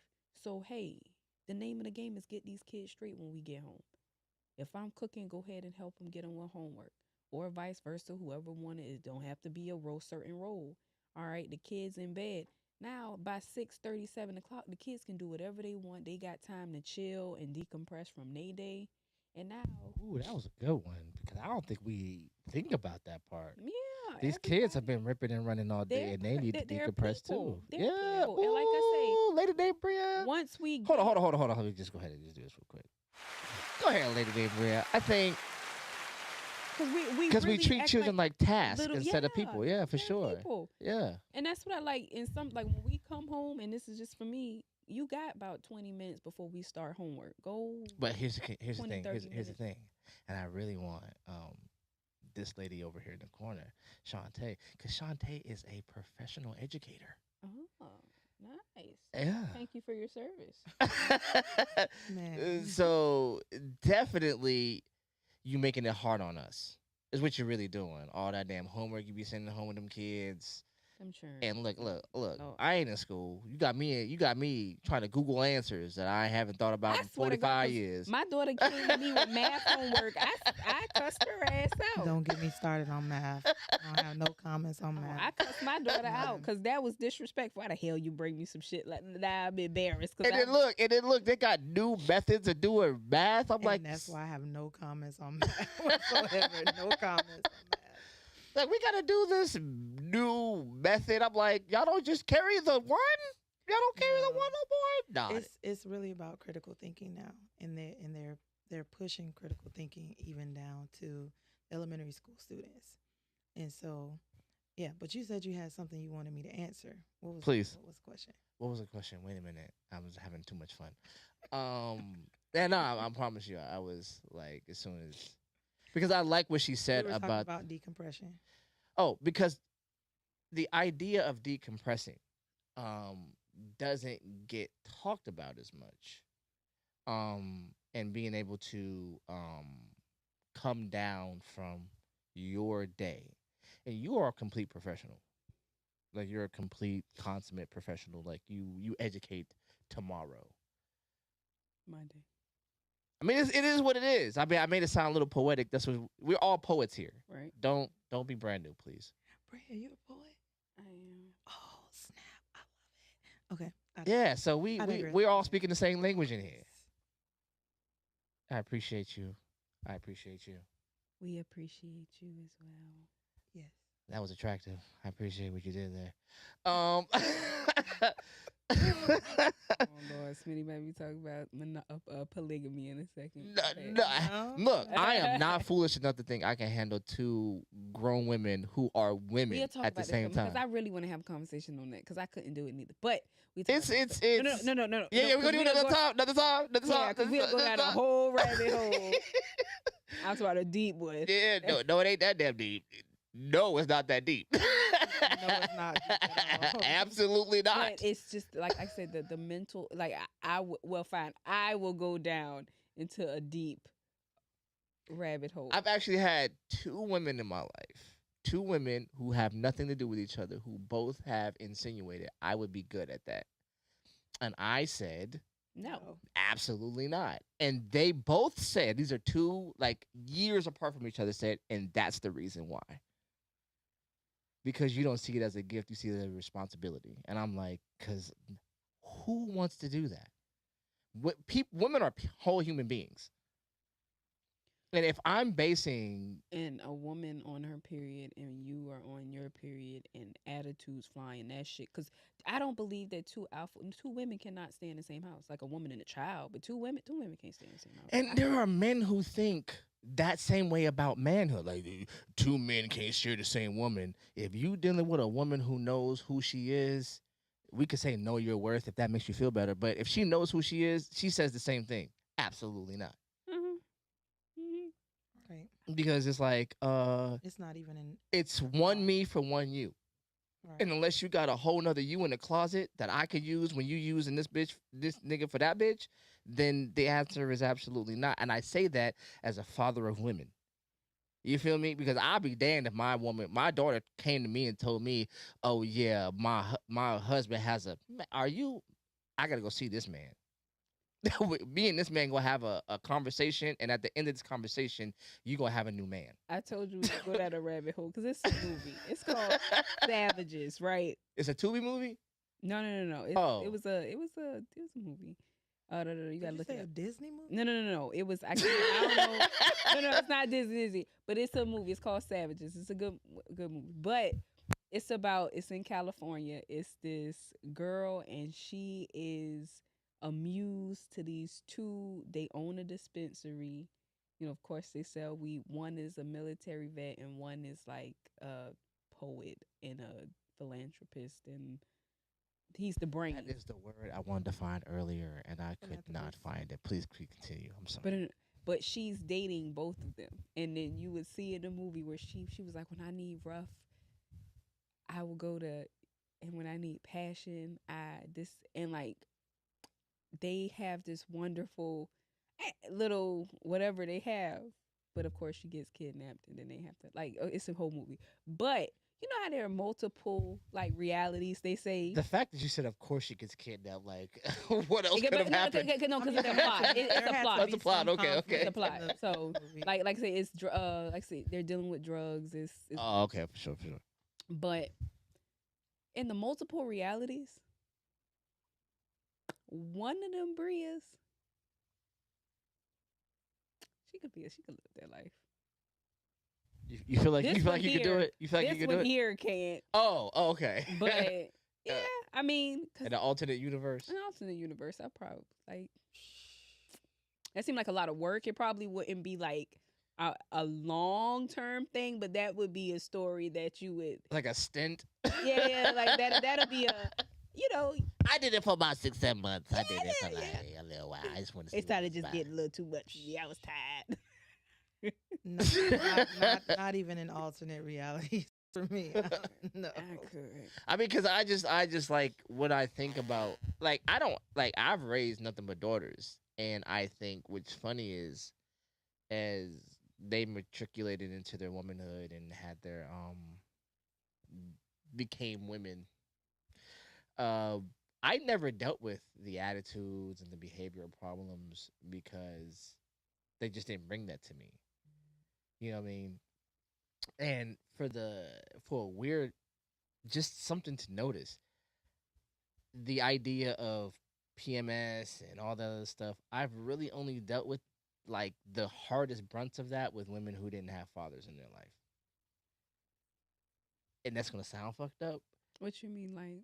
because No, like that's a very interesting. Yeah, that's what I'm trying to. because like so women who didn't have fathers in their lives never really controlled that emotion and that the hormones that come with all of that are natural. They've never learned to in my assessment they never learned to really bridle those emotions and that stuff What emotion? like the anger, the volatility that comes with being on your period. Like well, when I, I talk mean, I to, see it more now. Grown, I didn't have a father, and I genuinely did. I didn't have a I mean, but attitude. It was just I deal with it more now. Back then, well, so like my kids, like I don't know that they're going through anything, and I've until they tell me, and then I've had questions like y'all, and they're like, well, we don't do that with you. Like so, if they're upset, if like there's a lot of hormones that happen with the period, and I respect it. But I asked my kids like, well, why don't you with me? And it's because of the respect factor of me being their father. They don't press that upon me. They have a capacity to bridle those emotions and go, this is my father. I can't be like that. Which to me means there is a capacity to wrangle in those emotions in a weird way that so it can be done. So when women are like, oh, I'm just this way because I'm on my period, it's like, yeah, but also no. no, Yeah, hold on. so- Okay, well, But no, either or. I could be wrong. no, like I said, because to that, when you're speaking on that, I feel like that's a large stretch to say because they didn't have a father, they learned how to. Because it could very much so just be he will not understand because that's a very big part because you can you can hand them all of the equipment they need for a period, but Hmm. you don't I don't know. understand. I don't. So I mean, for me, I wouldn't tell my brother. I wouldn't tell any guy because I wouldn't expect you to really but understand. Like you would know, but emotionally is what I'm saying. Like so Like like being a able lot of to. women like have the like what I need from you is understanding like because but I'm I just don't think going that's through not this what. stuff Period. and I've understood like my kids don't do that to me and I've had my kids like explicitly come to me and say I don't talk to you like one of my daughters said I don't even talk to you the way I talk to my mother because the respect I have for you. But I raised them all like from the point like they you know what I mean. So Right. there's a point that they have respect for me that they don't even have it for their and I'm not saying they don't respect their mothers, but I'm the one that raised you. So there is a respect. I don't get that, and I think if in both cases, I think there if we understood that the way we raise our children and the things that we teach them, like if we don't teach our daughters that they need to be able to control their emotions. Like we need to be able to teach our sons, we need to be able to control your hands. Then they'll both go out into the world with no information about this immense power that they have. With emotions, women are able to control men, and with hands, men are able to pretty much capture women. And if you don't understand how to work that and how to control yourself and have a self discipline that says, even though I have the power to, I wouldn't. Because, oh, go ahead, go ahead, I go ahead, think go ahead. I think you're speaking about um, emotional intelligence, and so when you talk about um, women, when you talk about women who can control their emotions or who don't control their emotions, especially during that time of the month where they absolutely know that they're a woman, whether they're walking as something else or not. Side note, I just love that language, and I love that she introduced that. Like, I'm a woman this week, and Yes. I think it's the dopest poetic way to say that. I don't think I've ever heard a doper way to say it. You don't owe it to me. I just think it's No, pretty thoughtful. that's just an easy way because right now we are arguing what a woman is, and nigga, until you feel what the fuck I Who feel wait, nigga, who's arguing what a woman is? in society. Society. Yeah, Are we really? Society, yeah. especially when we start discussing gender roles and things of that nature. Um, as And to transgen, this yes, whole. Well, I'm a woman. No, you're not. Until you felt these fucking cramps and you bled for 7 days and didn't die, fuck you. Sorry, respectfully.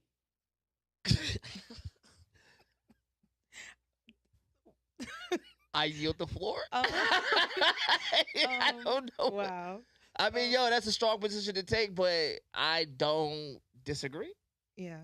Um, so you also talked about how sometimes your daughters don't come to you about certain things.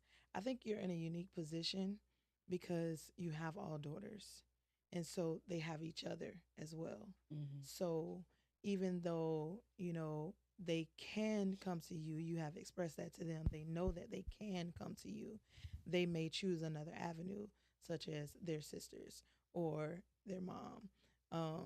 And it's no slight to you, it's just, Yes, it is, and my feelings are hurt. well, No, I'm just playing. I'm playing. I'm playing. have I'm you sorry. expressed Cause I that to want my them? son to have some man that he go to. No, I've Like, definitely. Here's a funny thing. There's an idea that I borrowed from my father Mhm. that informs my daughters. And my father asked me when we were kids. He got all of his sons together. And he said, before we had a little sister, and he asked, who's more important, me or your brothers? And we all kind of looked around and we were like, you. And he said, no, your brother's more important than me because one day I'm not going to be here, and they're going to be all you have. And when I became a father, I said the same thing to my kids. I was like, I need y'all to be more important to each other than I am to you. So I raised them like they have their own little group chats and they talk to each other. And I feel like Maybe me all choked up. My kids are gonna laugh at me because they laugh when I cry. But that's the consequence of being raised by a man. They, It's okay. my kids, if I get I all was crying emotional, today too. when It's I get all okay, emotional about my buddy. kids, they be like, they text each other, "Dad's crying," and Shut up. I'm I swear to God, like I went to my daughter's graduation, I got all choked up, and they was like, "You're not gonna cry, are you?" And I was like, I was shit, ruined my fucking moment. I be crying. Yeah, But you I gotta think flick them all. But I think that's lovely though, because one, they might laugh that dad's crying, but you make it normal for them. Like that seeing a man cry is not some arbitrary thing and he has to now be fixed because he's broken. Like you make it real to them like you're a man and you have emotions. Now, you don't walk around crying because you stumped your toe or crying because the milk You don't know ran my out. truth. Because the milk Yeah, ran full out. milk. You know, you just. I clutch the pearls all the time. No, go ahead. I'm sorry. I just find that so funny. But no, you're real to them, and I think there's a true saying that in some cases, not all, that girls look for a man to pattern after their father. And I don't think it's in a way where now they want to be parented by their husband. They want someone who shows them the love, the honor, the affection, the respect, you know, that their father showed them. And that's not something that is prevalent anymore because the man has been in many cases been taken out of the home. Mhm. That's a very tough. Sorry, I was crying. That's Um, fine. no, it's a very tough conversation to have. Yes, I do understand that regardless of what internet, what have you believe, I'm kind of an anomaly, especially in the black community as far as parents go, single parent, single father, that whole thing. For a very long time, I thought I was the only nigga on the earth in this position. But All Disney dads are single fathers. which is crazy, right? Wait, And what? Ain't never noticed Explain. that? Jasmine, Princess Jasmine, that was a single father. Who else? Goofy movie. The Goofy, he's a single father. Ariel, the Triton was a single father. None of them had mothers. Whoa. Like You just Aurora, blew her freaking Like- mind, bro. no one had mothers. They're all about single fathers. like I love English and Belle from that's- Beauty and the Beast. ma'am, like you're gonna make me go and do like this whole study on Disney and the father. Like because now I want to know, was Disney a single father? Like what was his role? And then as a one thing, and parent? if you pay attention to Disney, like classic Disney touches on every religion and Allah, and he go praise Allah. In No Hunchback of Notre Dame, it's about Catholicism because it's rooted Yeah. Catholic. You have Hercules, which is in Greek mythology. Greek mythology. You had Mulan, which was the Ming Dynasty, and like it all. Like when I watch, because Disney is a and what Belle was in Wow. France. And Bonjour, bonjour, then bonjour, what's bonjour. Then you had like the Princess and the Frog, which was rooted in Louisiana. voodoo hoodoo? Mm-hmm. So which one talked about Christianity? Well, Catholicism is Christianity, but I mean In they ain't some have senses. they don't have like a It ain't Southern Baptist. yeah. It's not, Like, I about to say it's I not don't know what Southern- you looking for. Yeah, it's not No, Southern I just- Baptist, but yeah. it's It is? Christian. So yeah, no. You just blew my mind. Like for So real. just the idea, like, so the point I'm trying to make is I definitely, to the point that you guys were making, I definitely, to my best of my ability, designed my obsolescence. Like, I don't need you to need me. So if there's something I can't do, I need you to be able to go to your sisters. That's important, which is one of the reasons why for me it was so important that all my daughters have my last name, because I need you to see each other.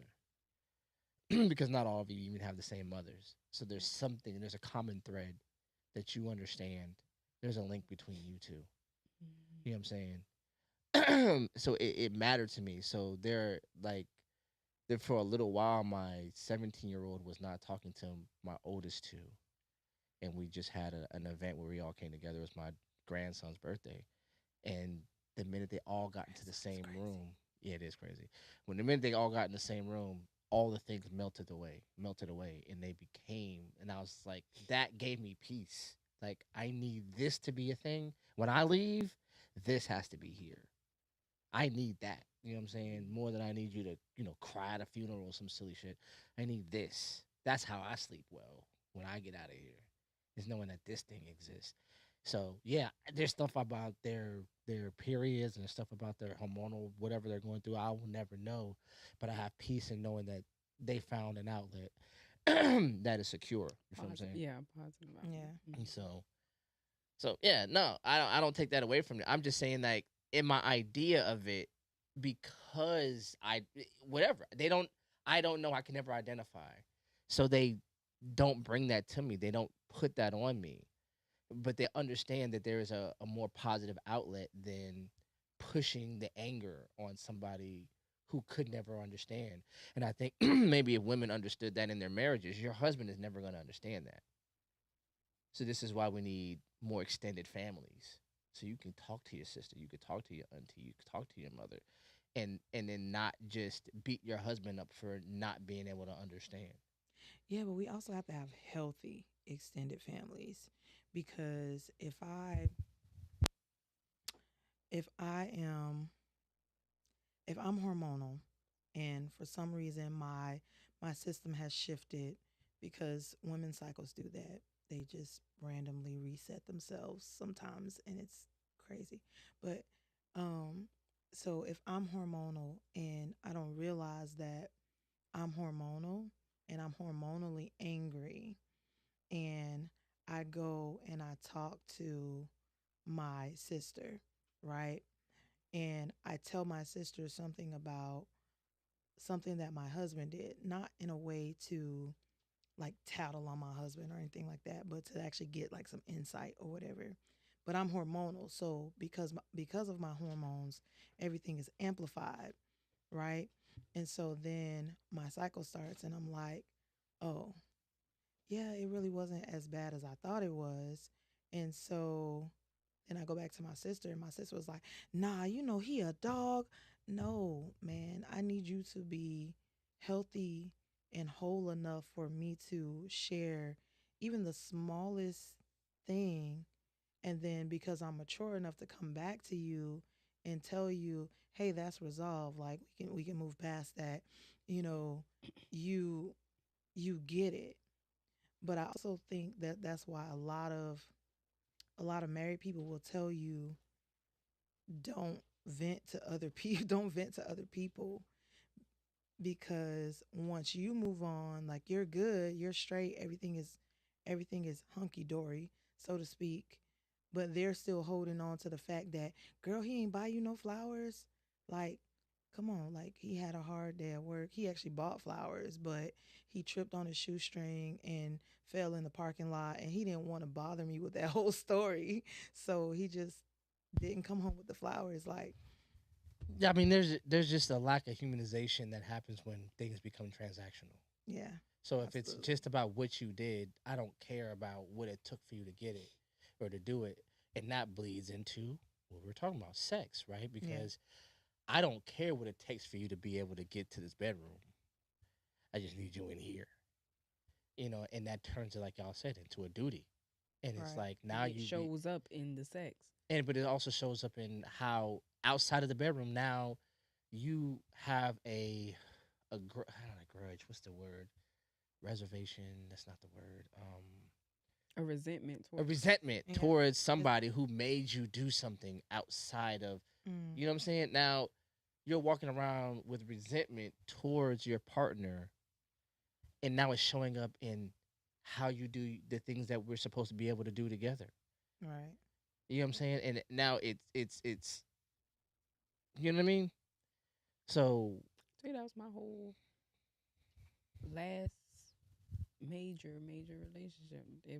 That was the oh, I hate it. Like it made sex feel like a job. Like I hated every bit of it. I couldn't stand it. And I'm somebody who loves sex.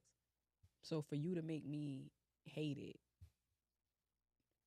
was big. And I think that's something crazy. I think if we can humanize each other, like I think, and I reluctantly say this, I think a man does naturally want to provide and protect. I think there is a natural condition, but when you turn it into a job that is thankless Right. and you have no appreciation for the labor it takes to produce it, if I think your sexuality and your intimacy are just natural to you and I don't respect what it takes for you to be able to create that space and get into that mindset and do all those things, and I just think it's something that you, because you're a girl, that's just what you got, then I don't respect what it takes to create that. Or it's this trend that's been going on like, well, I don't use TikTok, but I only use like Insta Reels. And you see where like it's these reels of when my girl on her period, and you see like when she walked by the man just move, or she's under the covers and he like slides a snack on the bed and you just see her hand reach out and grab it and snatch it back. Like that's what everything, how Bruce Lee put it. He said you have to be like water. Water turns into whatever is placed in. If it's in a cup, it's going to turn to the form of the cup. If it's in a bottle, it's going to turn to the form of a bottle. If it's in a can, it's going to turn to the shape of. You have to be fluid. You have to be in a relationship. It's okay to, because we have this thing, and I've heard a lot of men saying, "Well, you making me tuck my tail," or "I'm kissing your ass." Like we have this thing when there's gonna be moments when it's okay to kind of shift and be a little bit more fluid. Your woman's period on, if you just so uptight, like, oh, she got an attitude, you know this time of the period's coming on. That's when you humanize her, like, you don't have to be serious because I'm serious. Because my period's on. Don't try to meet my anger with your anger. It doesn't, it's okay to be like, oh, Yeah. she's on her period. Like I say, just you put snacks. I know she already know how she about to act. Let me just, So and here's it comes with, even with your man coming, if he tells you, like I say, I'm having a bad day at work.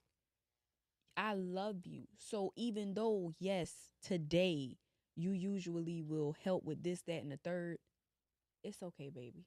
I can bend to that. I can but adjust you have to create a safe space a for that. history of, you know what, normally he is helpful, normally she is intimate, Right. so there must be something that we need to be taking into consideration for why this isn't the way it is right now, instead of just saying this is our, Oh, he acting funny today. yeah. Or she acting funny today. But see, that goes in the basis of what love is. Love is respect. Love is, I see you. So I'm going to, it's love. Transaction isn't bad when it comes from love. Like in the sense of, you know what, usually today she only could give me 30%. So I'm gonna come with yeah, I'm gonna come with 70%. To sometimes you have to be able to, and that comes with respect. It comes with love, because when I really love you, I'm gonna just put it like Smitty for a dating. If I really love you, Jive, and I see you having a bad day, it's just in me to not want to make it harder Right. because I love you.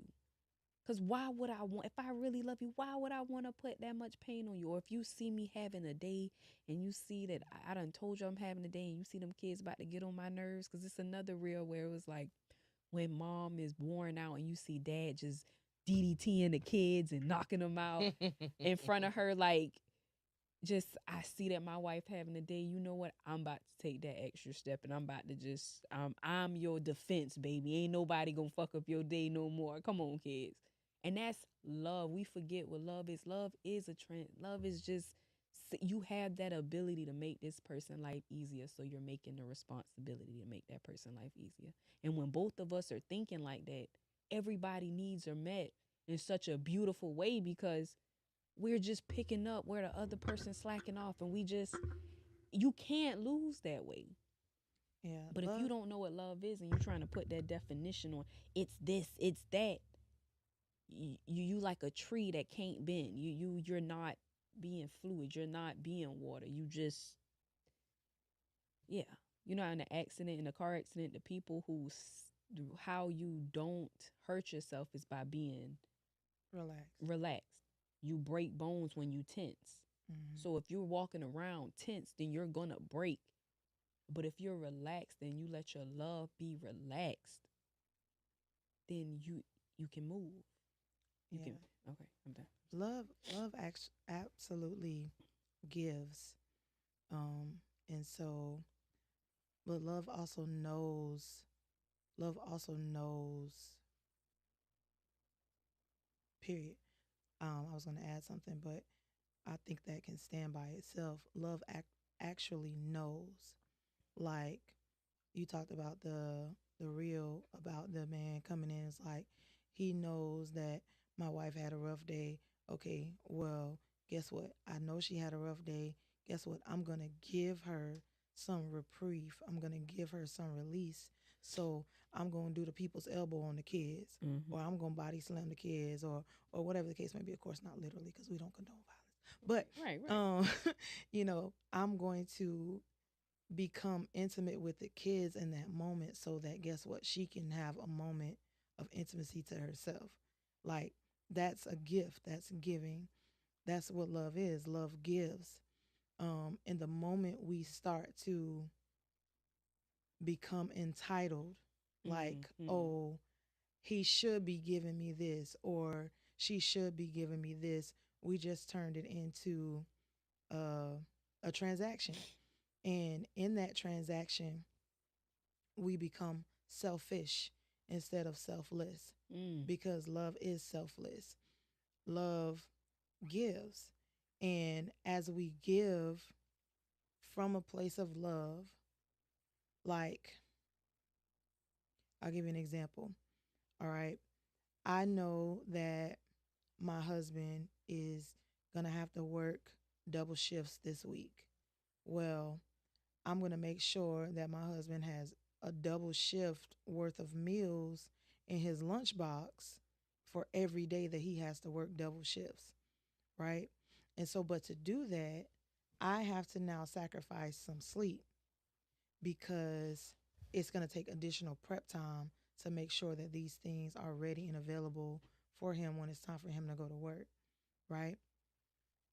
Me giving that sleep, even sacrificially, is love.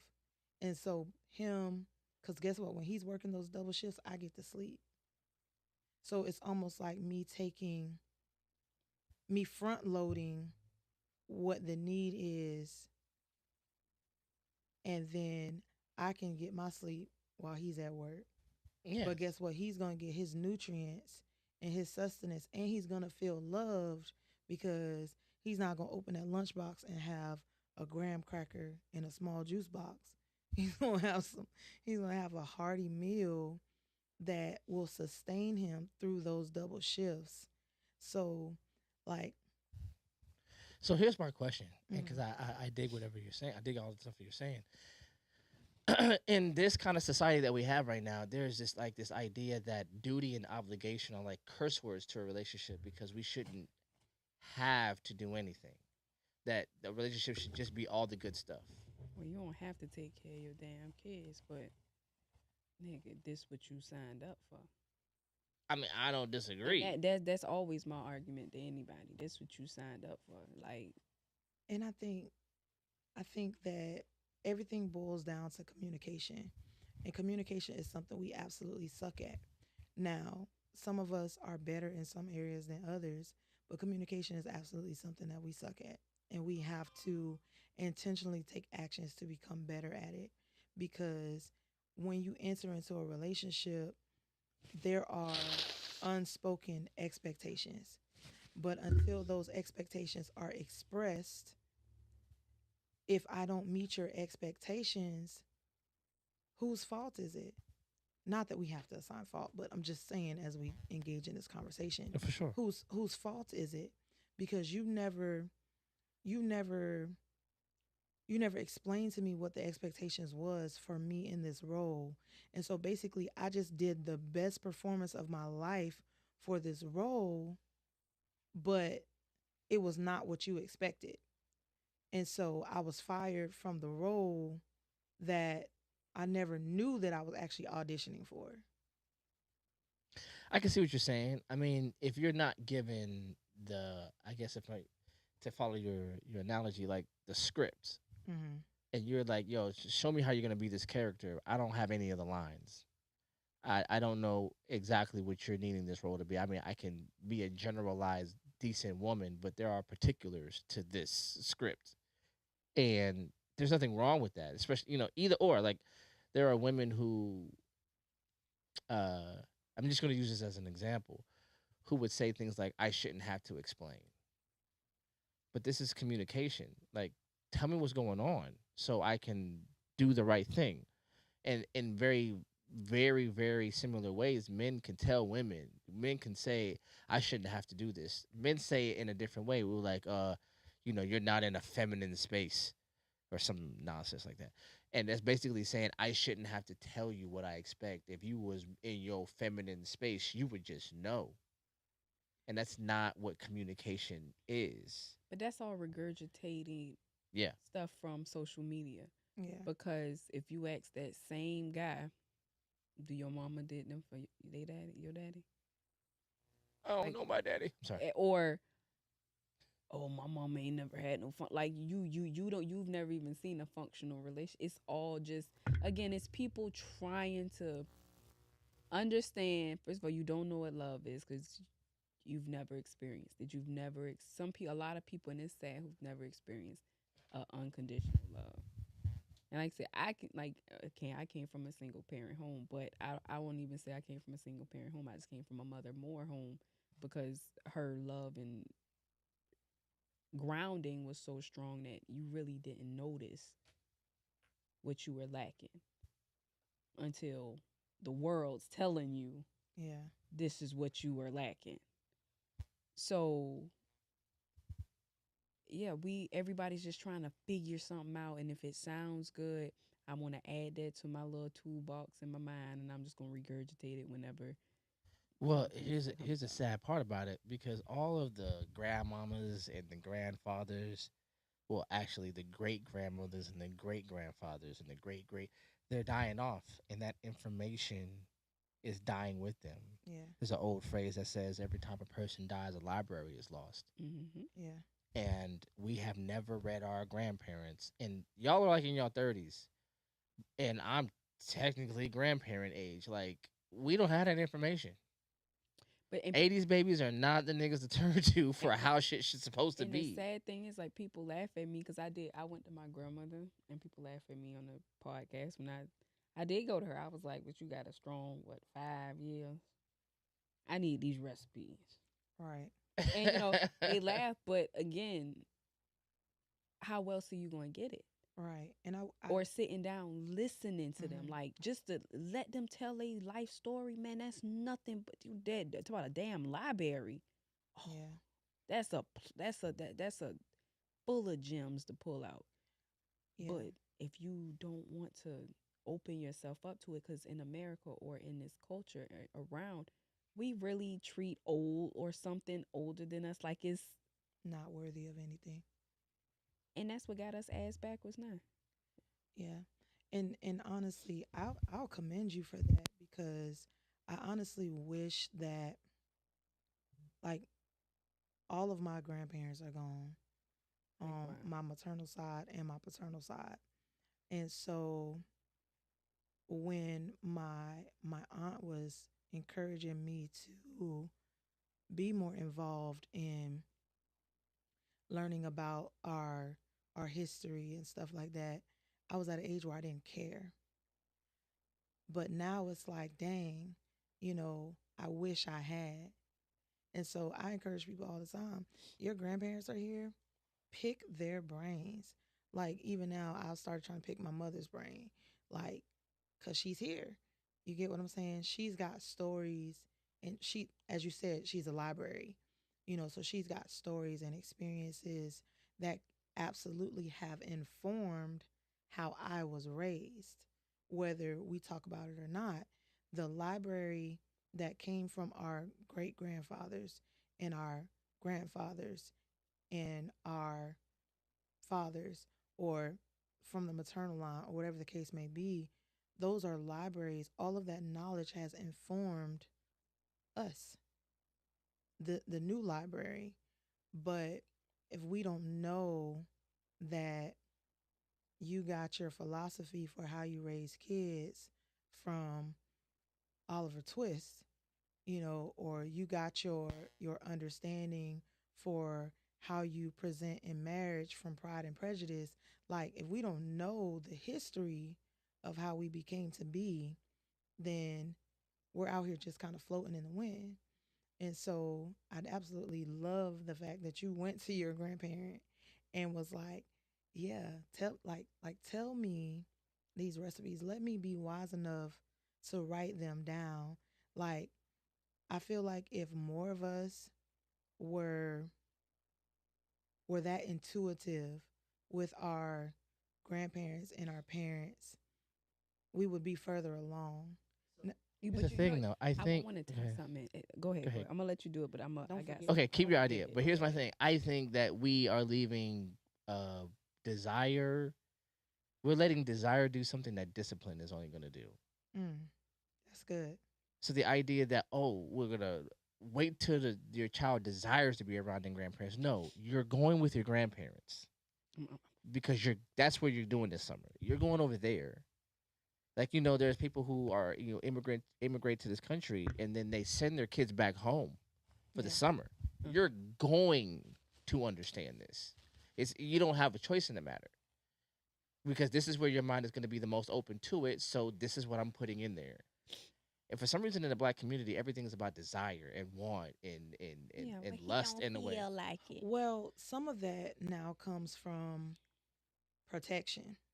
Like, I know that I wasn't protected when I was in Auntie so and so house, or I wasn't protected when I was in grandmama's house, even though it wasn't grandmama or it wasn't granddaddy. I wasn't protected when I was in their house. And so now I have this superhero complex where I have got to protect my child from even the idea of being hurt or abused if I let them go out of my sight. So here's my question to that, right? Is because if that's the truth, if that's the idea, one or two things has to be under indictment. Either we as a people are that terrible that all of our elders need to be under some sort of supervision when it comes to our children, or we have an undeserved heightened sense of awareness due to tropes and ideas that we just keep letting wheelbarrow out of control. Because I just don't, I refuse to believe that the black people are so horrible that every child is in danger if they're outside of their direct parent. I mean, I'm not trying to say that that doesn't happen, but those kind of ideas Mm. I hear get, like she was saying, regurgitated over and over Yeah. and over again because it's how I protect away in my assessment away from losing power because these Mm. kids are forms of power. Yeah. If you're dealing with an emasculated people like you are dealing with African American culture, we don't have too many outlets to be able to affect our power and our control. And if I let my daughter go with her mother, I might lose control. If I let my daughter go with my husband, I might lose control. Because now there are different lines of thought and reasoning that are getting in there that don't come from me. So now, if you're dealing now, so in order to protect that emasculation, I'm willing to bastardize the elderly, men,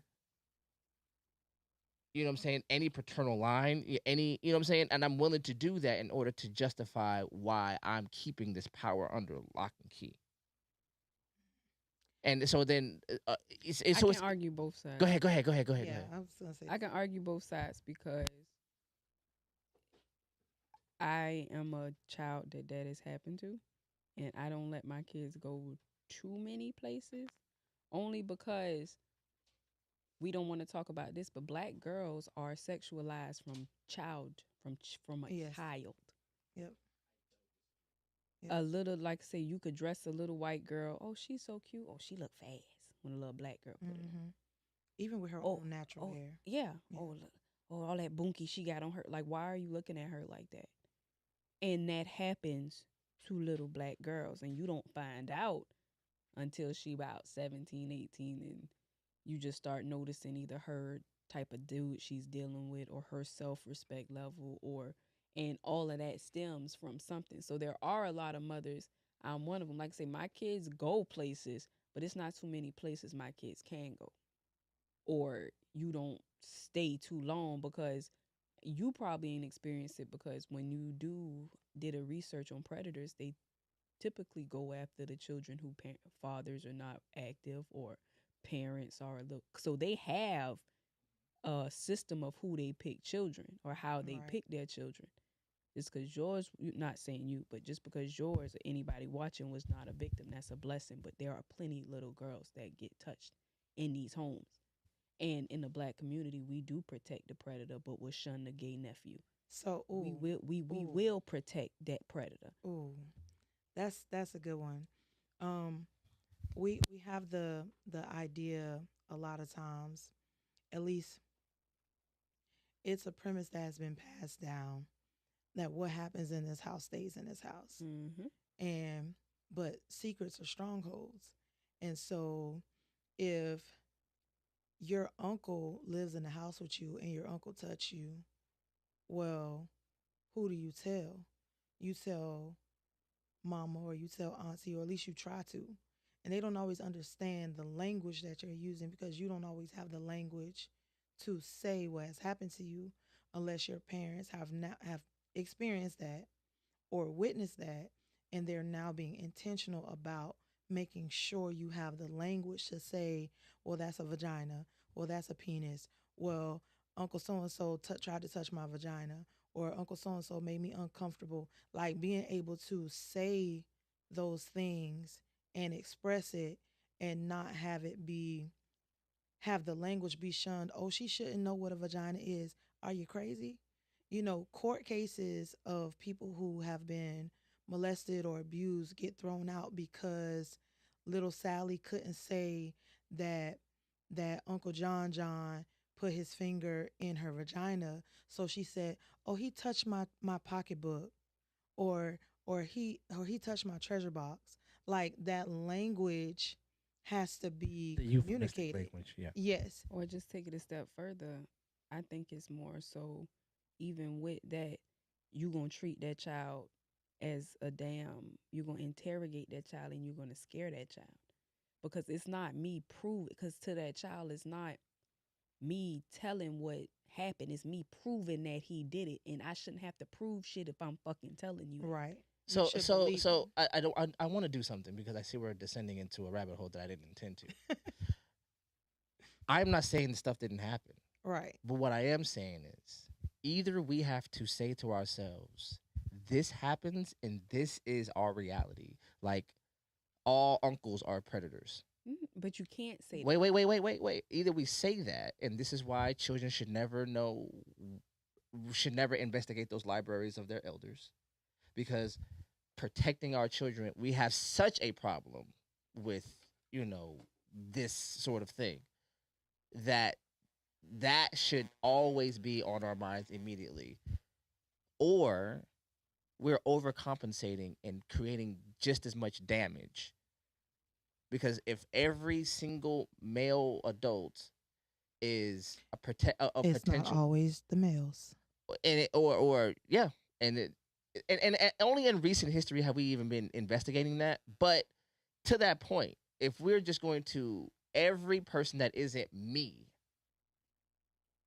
is a potential predator, what world have I created for you to see? What lens have I given you of this entire planet that every single human being that isn't me, because I would never touch you. My kids know that about me. But everybody else is not only capable of doing it, but is going to Okay. given the moment. This ties in ahead. everything I was gonna say. Go ahead. This goes in with the periods and the PMS, and it going with everything. It even go in this. I'm gonna tie this in with going to my grandmother, telling her, "Fuck gender roles. Fuck what this person wants. It's life. It's life. You damn right. As when you walk out this house, you need to think it. The only true love you got, children, is the one that's in this house. Honestly, when you go out into this world, you at the mercy of people. You do not know people. You don't know what their desires. You don't know what's in their mind. Because I have to have that reality when I step out my door that no, I don't walk in fear. No, I'm not walking in a bubble and scared, but I am aware that all of this has happened. Me going to my grandmama, it was coming to that reality. She gonna fucking die one day. My grandmother's dead. My mother's dead. All of my elders are dead. But because my mother kept, like, it's that grounding of these people ain't gonna be here forever. You can drop dead tomorrow. Take your ass over there and go sit with them people. Or making you go over there. Because, like I say, I can send you over there. You ain't got to spend the summer. You don't have to spend, you can always come home. But you do need to go sit. It's just a reality. What they're giving you, that wisdom is a blueprint because they have survived years that you ain't even seen yet.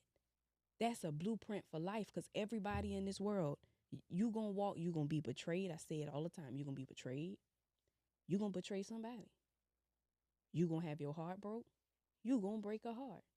You gonna lose a parent. You may lose her today or you may lose her later on in life. You're going to know it's just basic emotions of life. And if you go to these elders, they're giving you the blueprint on how to handle the same problems everybody on this earth gonna find. Now, some people have a little, there's an exception to the rule where you have a little problem that I hope no parent has to, you know, but it's basic blueprints. And you can't, regardless of whatever society put in your face, life is real. And when you're walking every day, you're outside, you're dealing with people you don't know. You could be in the mall and some fools could start shooting, and now that shit has come into your life. No, you're not walking in terror, but you're aware. So, but here's my thing to that, right? Mm-hmm. Because I know exactly the day you're talking about. But if we pretend that every day is gonna be that day, No, it's not about pretending. It's things can happen. The fact that no one prepared for that, but you're in a world where things are happening. They are shooting up schools in America like crazy. A mental health man just got killed. yeah, like Like yesterday, I said, different. yeah. So like this is life. Life. I'm not telling you to walk in terror, but when I go somewhere, I do know my exits. I swear to God, I do. You don't like when I go Right. somewhere, I know. I told my daughter, I said, wherever you at, take 3 minutes. Fuck all that playing. Get off that phone. Stop trying to kiki. Take 3 minutes and you should know everything going on around you. Everything. It ain't being in nobody business. So that instinct, if you get that uh-oh feeling in your stomach, all right, it's time to go. Because that's life. Don't walk because I walk into so many little girls because they don't know what the fuck going on in life. All these kids, because we're not teaching them, because I can protect. You can't protect your child. You can. Spatial awareness. But so Exactly. that's my thing, right? So if we gave up this idea of and this is a graduated thing because it used to be the nuclear family and now it's the single parent family. If we got back to the extended family, where I don't wait until I have a relationship to you until you're on your deathbed. I knew you. Like I know my Uncle John John. I remember my Uncle John John, his hair was all black. His hair is all white. You know what I'm saying? But he could talk to me from a place of reverence. He could tell me, boy, da da da da da da. And I have a history with him. He could talk to me like that. But if my mother was like, I gotta make sure, cause John, and my uncle John's not like that. But I'm just saying, 'cause you said John, I was like, I gotta say my man's and them. But um, if I have a relationship with him that when he becomes advanced in age, I can come to him. This isn't just me trying to extract some information. Right. This is our continued relationship. Because I love you, and you've known me since this, and we've had this relationship. My uncle Winnie, you know, when we talk, there's a reverence I have because that's not just my mother's brother. That's my relative. That is somebody who I relate to, and we do that through our continued relationship. If my mother was solely preoccupied with the idea that somebody was going to do something to me outside of her vision, that relationship doesn't exist. She probably was. What you think them prayers is? I guarantee you. I guarantee you. Anytime your child walk out there, I guarantee. Because you even said you be running. You go running, and with your that's too. You don't think your mama still be worried about you? Yeah, my mother worried about me all the Exactly, damn but time. she still knows that I have to send you out into this world Okay, to be. okay. But you don't. What you think them prayers is? Every time you walk out there, the Lord bring my child home. I also think that I see what you did there. I see what you did. So you told me your mama called you running that She well. said, "Boy, And what you that's the said same pitch." that's a grown woman. And you her grown ass son with a grandchild, but guess what? You still her baby. That's right. yeah, I ain't mad at you. Go ahead. I'm sorry. I also think that we have to we don't villainize our whole ethnicity. We don't villainize our whole ethnicity, but we don't disregard the trauma of our ethnicity in this country. And so that is a premise that a lot of things have been built on, from the discipline of our children to how we to how our girls are overly sexualized even at a young age. And but at the same time, like Brie said, we have to acknowledge and be aware that our household may be the safest place. It may be the safest place. And in that safe space, I have got to prepare you for what you will encounter in the world.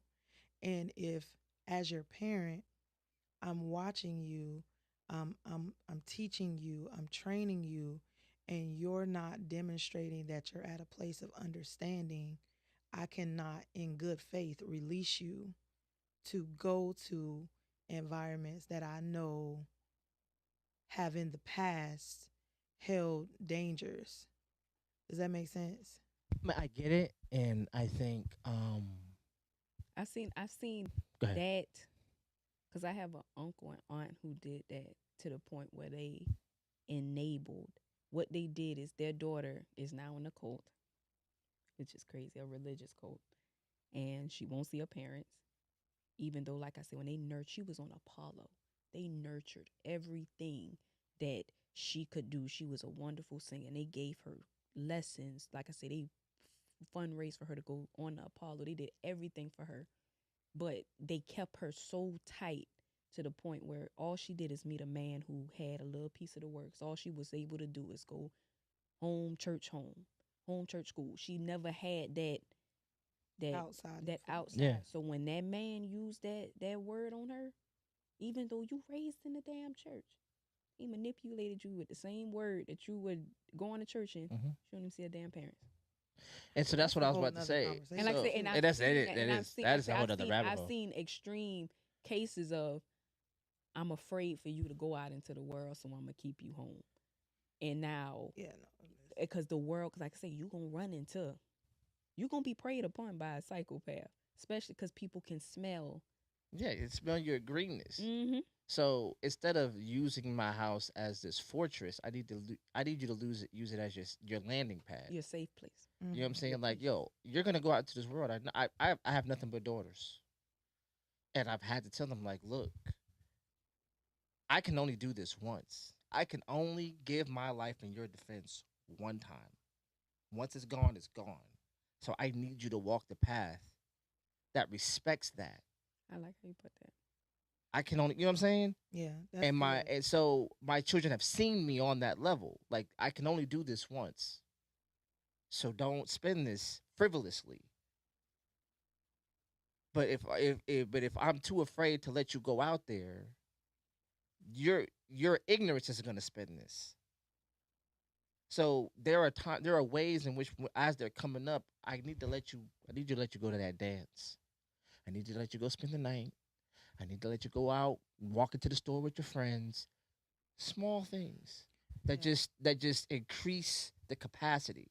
But if it's lock and key until you're Oh no, 23 no, no. and then you're just gone, this is what's gonna happen.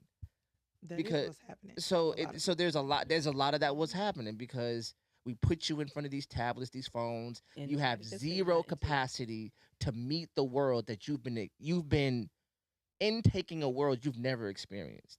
Yeah. And that was never true before. Like we 'Cause- experienced the world before we had the understanding of it. They Mhm. have such this high understanding about how things work and zero hands-on skill.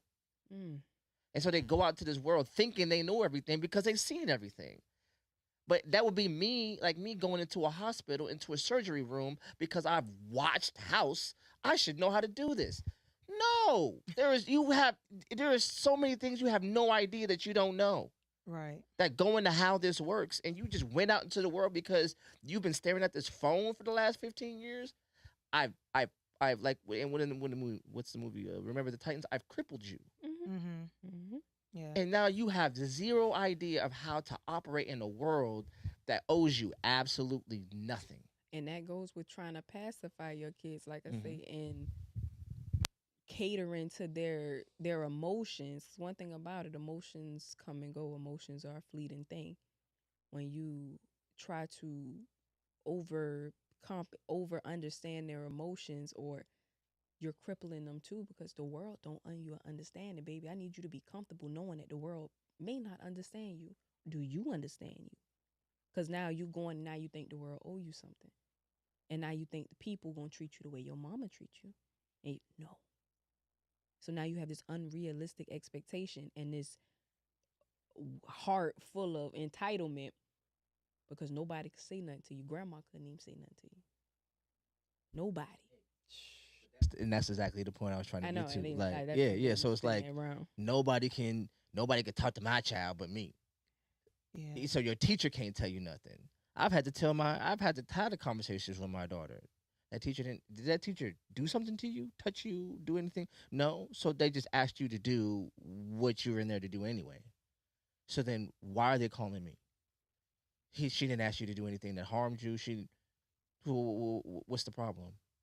And then they just calm down, or they're upset, but they thought they had an outlet, like somebody was just going to make their wrongs right. No, this is somebody could tell you something else. I had that on the bus.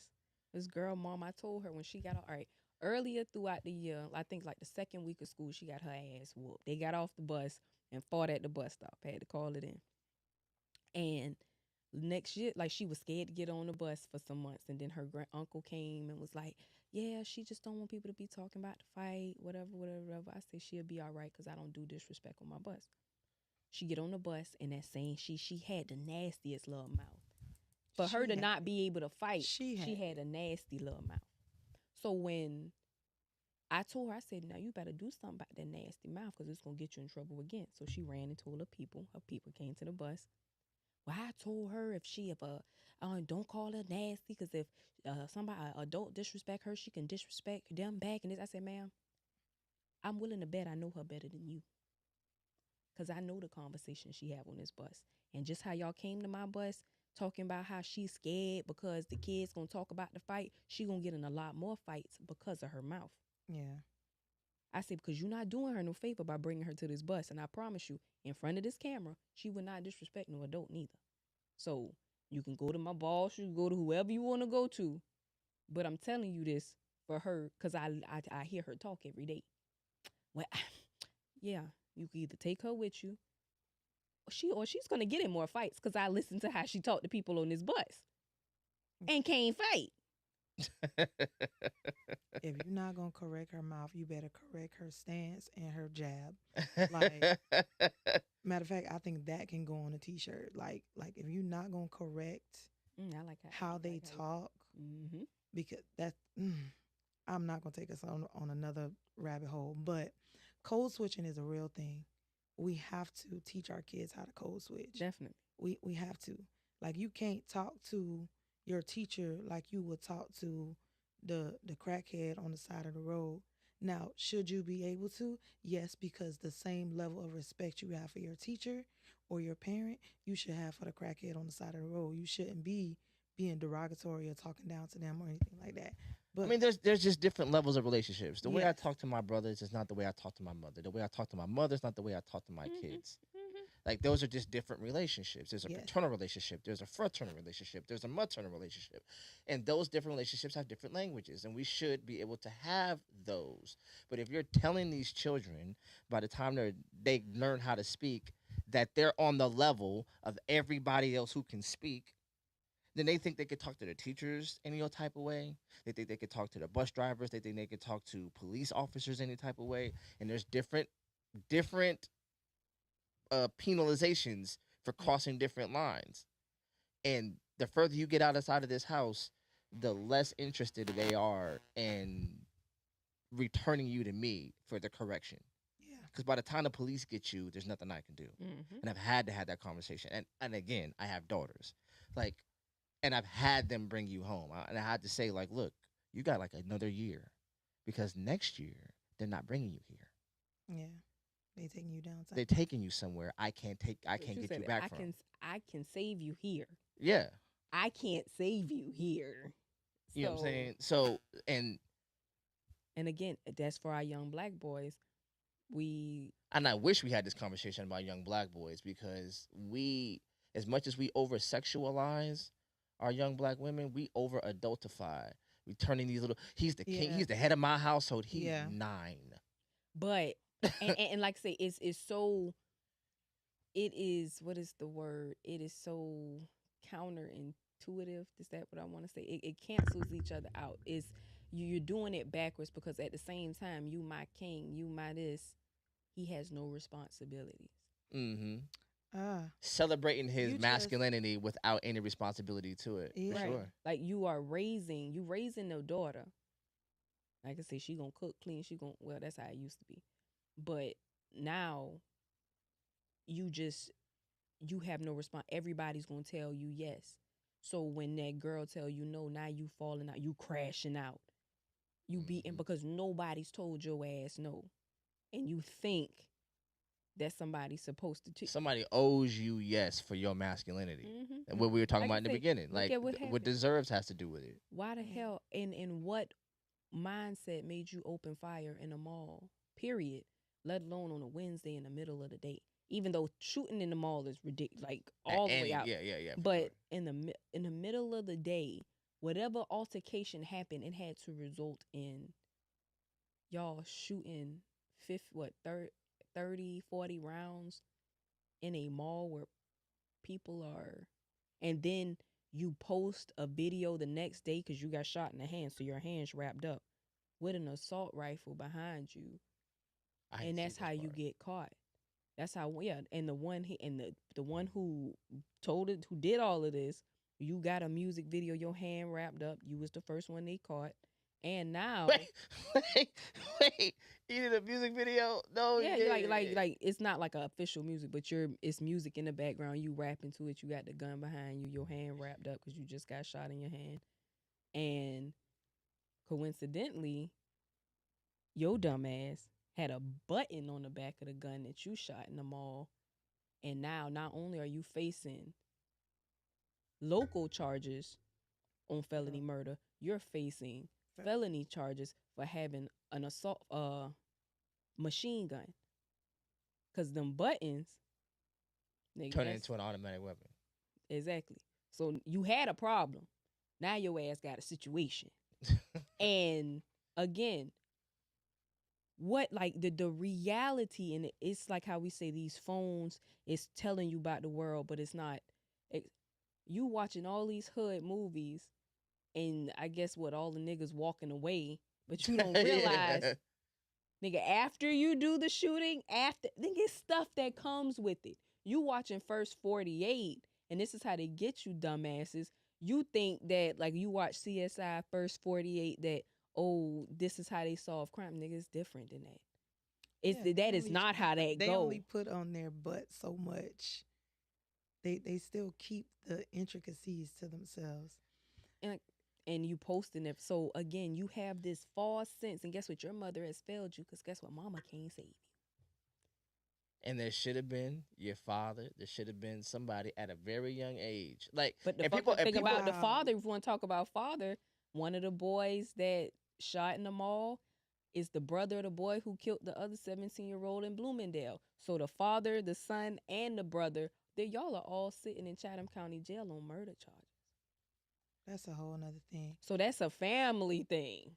Yeah. that's madness. Let's talk about that real quick about the you mentioned somebody should have said something to you at a young age. I saw a video clip recently about a little boy who he he was talking to a grown man. He was talking about how he had shot somebody and how he went to juvenile. Like the little video clip went viral, right? And the adult talking to him is like extrapolating information from him. That's not the right word, but like pulling information from him, but he's not pouring in any correction into him.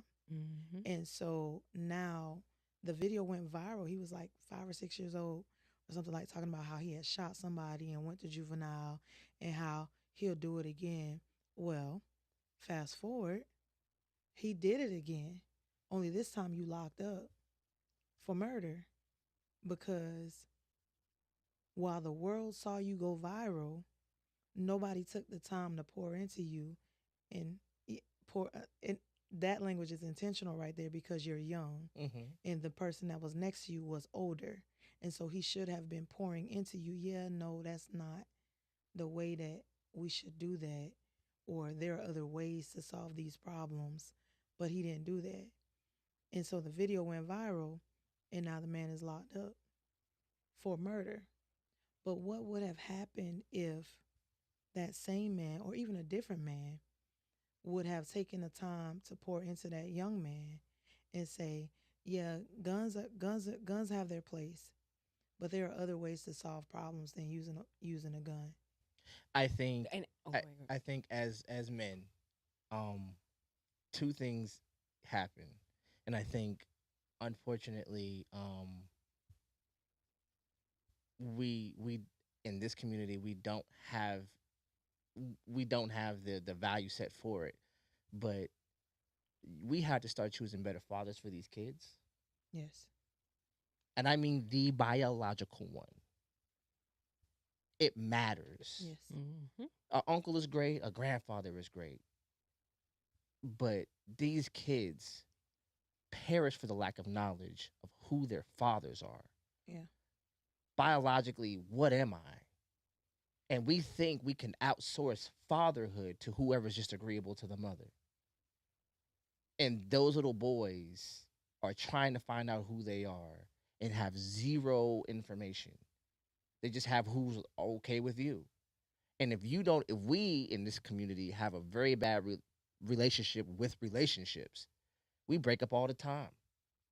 So you're teaching your son that relationships with men, even in his world, are temporary and are based on your agreeability to me. That's not what discipline is. So these little boys don't know who their fathers are. They don't know who they are biologically. And we only teach that the mother's biological tie to a child is the necessity that any man matters. Everybody. So now we put it on coaches. So now your coach has, you know what I'm saying? Your coach has 40, 50 kids who have varying degrees of paternal lack, and then now, oh, he had a great coach. Your coach deals with him like Monday, Wednesdays, and Fridays from like 3 to 5. Yeah.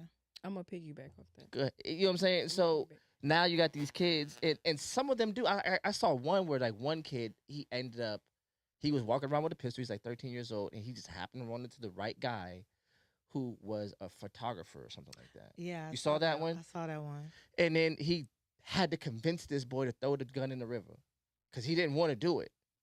But it ended up changing his life. And he's like, this is my gun now.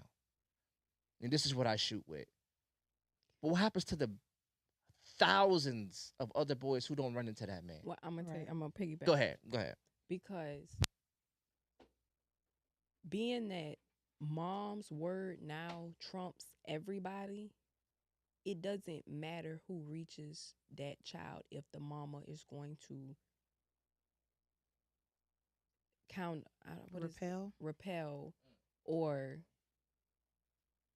do the repel whatever he's saying or supersede whatever he says. Mm-hmm. Meaning, because he's heard this story, but I was at the doctor's office and the nurse, I hear the nurse in the next room tell the minor, he was a teenage boy, have a good day. Now I don't know what happened in there, or because I can't say, but I do know.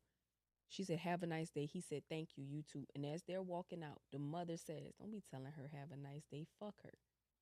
And I'm sitting there like he was showing common courtesy. So it don't And matter respect. Yeah. if you can have those wonderful men or whoever come around, but if that mama, because he's even with kids, I've seen it where if my mama don't give a fuck about what I'm not doing in school, why you care? My mama don't care, so what you got something to say about it for? Because mama's word trumpet. Now, to push back on what you said, it's important, I feel like, to know the father, because I've seen situations where a boy knows his father, maybe the father's not perfect, but those coaches did help him along. Because like I say, you're going to find a man role model as a man. You want them to find, because regardless, just like as a woman, if my mother's not around, I'm going to gravitate to the woman who's around. I'm not going to, because you don't look at what you lost. The only reason a child look at what they don't have is when you keep putting it in their face that you don't have this. Because my everyday is my normal. It's not until you keep telling me what I don't have, I realize that it's not a normal. But if I have, because I've seen it to where those positive men, if you do line them up, no, they don't know you biologically, but they can give you a rearing, because I've seen it happen, and it does happen. I'm not saying that doesn't happen. Again, like, no, but for my, go ahead. No, please. Oh no! Oh, I was not. Oh, I raised thought. on my Oh, hand. yeah. Listen, we are not in school. I was not raised. On my hand. But no, like, and I've told this story before. Like, my oldest brother is not my father's biological son, but he adopted him before I was even born. We all had the same last name. But when my brother became an adult, he met his actual father. And those two people are like the same human being. And there was a lot of things that my brother would end up telling me he didn't know about himself. He couldn't understand about himself until he met his father. And now he saw it. And then there was things he wanted to change. He's like, is that what I was doing? Because he did that to me. And now I see it from the other side. But if he was 23 when he found that out about himself. There's some men that walk around their whole lives and don't know who they are because they've never seen themselves.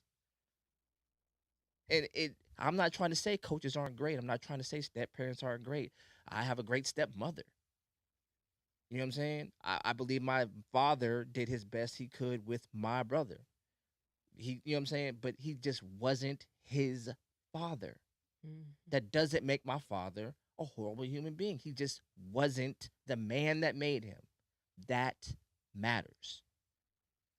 There's women out here, there's children out here who grow up in foster homes and grow up in amazing foster homes with parents that care, and they need to know who their mother is. Mm-hmm. They absolutely have to.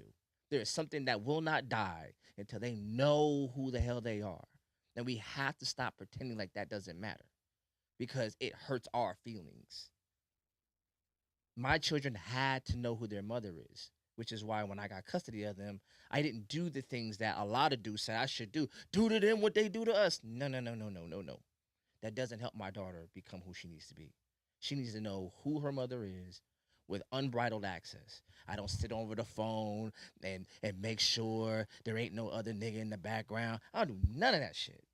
Your relationship with your mother belongs to you. I don't have nothing to do with it. But in a put like if you find yourself in a Mhm. situation to that, because by your brother found out at 23, was that necessarily a bad thing? And the reason why I say that, Go ahead, go ahead. because a dangerous or unhealthy, harmful parent is worse you Than an absent parent. than an absent parent. I Because just because don't, as you okay. grow up, because like this for me, Mhm. my mom kept me, and my father even said that she did the right thing.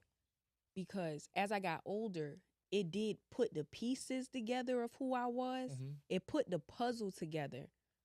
But I knew that if you were around, you would have done more harm than good because of what you were around, Mhm. because of the lies that you told. And like I say, my dad used to jip people. I could have been riding with my daddy and somebody shot up the car. So Again, it and the rearing, like I say, and what my uncles taught me, like I say, it didn't. I still needed to know who I was, but when I found out older, it didn't take away from the stick foundation Mhm. that I was So, but here's my that was thing though. under me. Here's my thing though, right? We don't make that correlation with mothers by and large. Women are allowed to grow as people. A lot of women start off with their kids. They're young, they're kids, they're 19, 20, and they have to matriculate and they make bad decisions. And we've all been to girls' houses who the houses are wrecked and these kids are running around here with diapers hanging off their da. And as these kids start growing and as that woman starts growing, her ability, her capability, and we don't go, oh, you know what? She shouldn't have been around her kids until they were 23 years old. We allow these women to grow up and mature, but we're telling these men, oh no, you don't get to grow up in front of your kids. You only get to be presented in front of them when you're here. No, that goes So, both ways because a harmful mother is just as harmful as a harmful father. but a harmful mother is But not but subtracted from her father. but by the law, that child belongs to that mother. That's just legal. We trying that is by law. A Mhm. mother doesn't have to prove that that's her child. A mother does not That's have Georgia to. law. Yeah. That's not all states. Right. I mean, there's only a couple of states that do that. But Like, most but states are again, very. but in Go order ahead. for a father, because I had a friend trying to get custody in Missouri, and this is across the board. A father is not seen as that, and it's not right. Mm-hmm. But a father got to jump through 10,000 hoops to get the custody of his child. Yeah, man, I've had Exactly. people come in my house, take pictures of bedrooms, Exactly. refrigerators, Did the they do carpet. that with the mother? Never. That's not right. But again, a harmful mother, and this is what we're seeing in our community now, because maybe some of these children need to be stripped from their damn mama. Because a harmful mother is just as worse as a harmful father. Mm-hmm. But she's around. Sometimes worse. But here's my thing. But here's a my lot worse. But here's my thing though, and I I don't are like should we be allowed to grow up in front of this is one of the things I realized. I'm 45 now, and I remember growing up in front of my mother and when I went to go visit my father in front of him, and I realized at that age of 34, 35, 36, 32, whatever, that I perceived that they were just the absolute height of adulthood. I got there and I'm like, this is what this is? They couldn't have known what the hell they were doing. Right. And it allows me to humanize them. Like, I'm here. Where I thought I would be you. And I get it. You know what I'm saying? And now there's some apologies that I have. Like, I get it. I get it. You didn't have all the pieces, and as much as you tried to give me, you just didn't have it all together because there wasn't a together to get. And you hear a lot of people who are even like some of these men are saying something. I get when my father was gone. I get this. I get that because now they're in this world, and the world that got replicated for them is being acted upon them. And now these women understand why their mothers uh, make these decisions, and boys understand why their fathers make these decisions. But you're in your 30s by the time you figured it out, and by the time you're in your 30s, you done already made your kids. And then now there's this gap in understanding that one day when you grow up, you're gonna get it. No, give it to me now. But if I give it to you now, are you gonna receive it? Because again, you gotta think in them one thing about being them early mid 20s, Mm-hmm. you know every fucking thing. Yeah, it It's is. nothing nobody can tell you. It's and then that's what you have to keep by like the point of it. You tell me these things now so they can click later.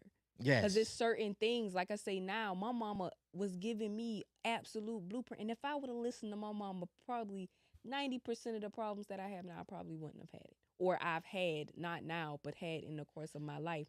But again, that comes with life. That comes with living and learning. That's what them old people gonna tell you. Because like I say, my Keep living. yeah, Miss Ada, who to me she was this saint when she died, but she'll tell you, girl, I was a devil when I was younger because it comes with life.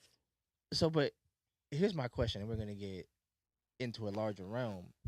We don't celebrate extended family like some other cultures do, and I'm not even talking about white people, but White people like don't have culture. they don't, they really don't. But, but like when you see like Well, you think white America? What is white America's culture? They don't have a culture. Everybody has a culture, but them what they have is proximity to black culture, and or Mexican culture. 'Cause they yeah, love Spanish food. they love Spanish food and black language. You know what? I'm gonna throw out an idea, and it's just an idea. They have raisins. I haven't They put raisins in everything. That's I haven't thought it through or anything. Did you see that one where the girl was talking about seasoning her ham with water? Go ahead, continue. With we not even going to acknowledge. Don't even acknowledge what he said. What if? Because I'm thinking back now. I'm thinking back. What if part of white culture was erased, like black culture? Oh no, it's not an if. It's what it did. Like when you look at No, I know black culture. Was no, when you look erased. at what happened with the ethnically Irish or the Okay. ethnically Eastern European when they came to this country, they were treated like that. Like when they say no niggers, no dogs, no Irish. Like the ethnically, when you're ethnically a thing in this country, you get otherized. It's only when you lose your distinction, when you lose all that stuff that you get to come in when you're at least European. That's But why I it's- say white Americans don't have a culture. Like I was say, gonna white say. Americans, if they come and take your shit, that's culture. But it's crazy because Actually, they do. So all this Wall Street, that's white culture. These Yeah, capitalism is yeah, white culture. yeah, white culture. There you go. Mm, That's fucked up. But People it's- say that on the it's- radio. it's crazy because Tomorrow. Yes. White I lost that thought. capitalism is white culture. But so to the point, like they gave up something, and they had to in order to experience supremacy. Mm-hmm. To And see, we experience- can't take our blackness. You can't take that off. So Mhm. this is why it's so problematic when we want to wear their hair or lighten our skin or do all the things that we want to do. We're just going through extremes to try to finally get over that barrier because the Eastern Europeans were able to finally do it. I mean, because when America was America, like if you weren't from England, you weren't white. Mm. You know what I'm saying? And then the German, and then you know what I'm saying?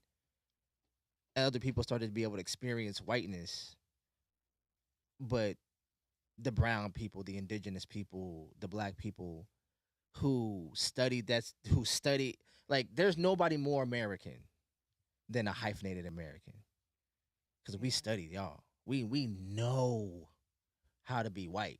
Don't nobody know how to be white more than a black person. Mm. Nobody, because we know the consequences of whiteness more than white people know the consequence. I know what happens when this goes wrong.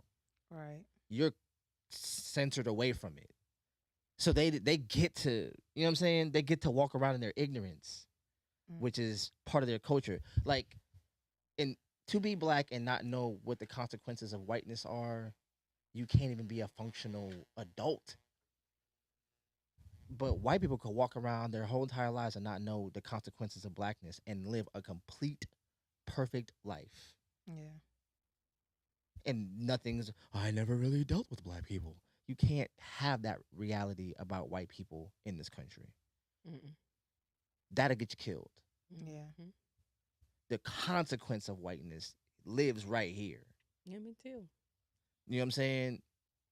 Somebody can lie on you and take your life. Or I was just thinking of the fact, like how they talk about how they tried to prep him, and no matter they tried to prep him for coming down here, he still ended up in some shit Yeah. because of a stuttering problem. Because his mom, I was watching it was an interview with his mom, and she said when Mhm. he a stutter, and when he get to a stammer, she would tell him to slow it down. And that's what she said. I really believe that's because no one can say how exactly, but that's what she said. She said, I really believe that that's probably what she heard if he did until she came out and said it didn't happen. Because she came out in 2015 and said it didn't happen. And so just And imagine and that. that irritate that Because irritates y'all could pull something in Bill me. Cosby in there for this shit. Y'all couldn't arrest Carolyn Bryan, old trifling ass. Yeah, that irritates me a little bit. Like there's the only consequence that she faced for the lie that she perpetuated for almost two generations of people. There's no consequence for her.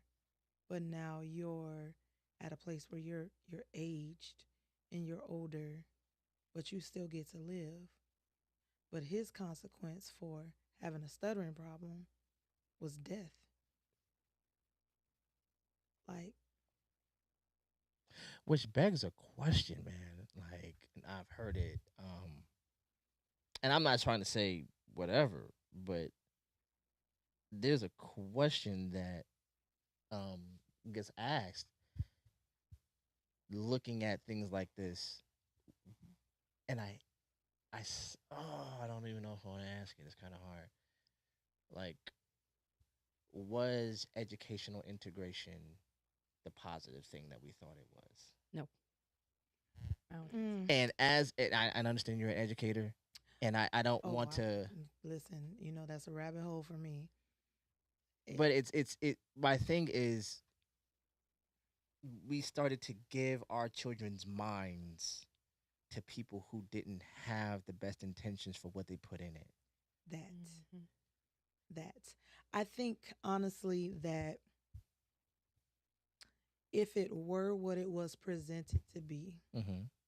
it would have been absolutely beneficial Mm-hmm. to our children. But it was not and is not what it was presented to be because it was supposed to be separate but equal. The equal never came.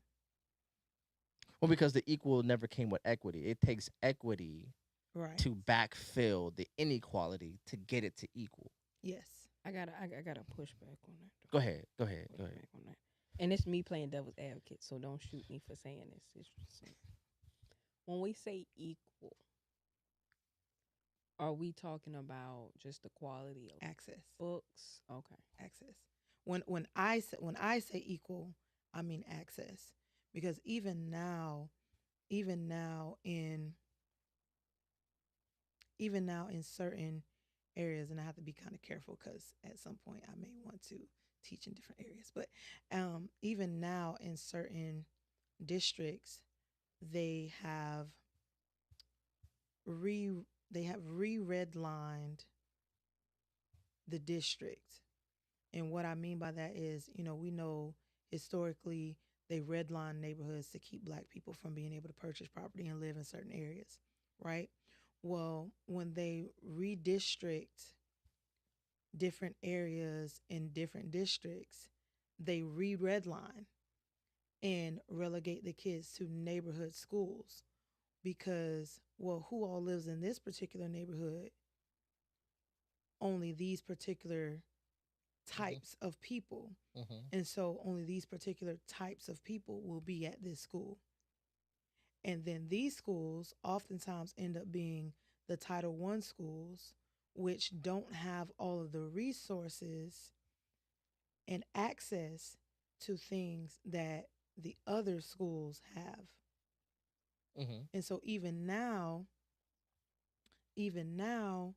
parents will literally move to areas that they cannot afford to attempt to afford the education of their children, to put them in a better position to gain access to what they would not have access to if they just went to the neighborhood school.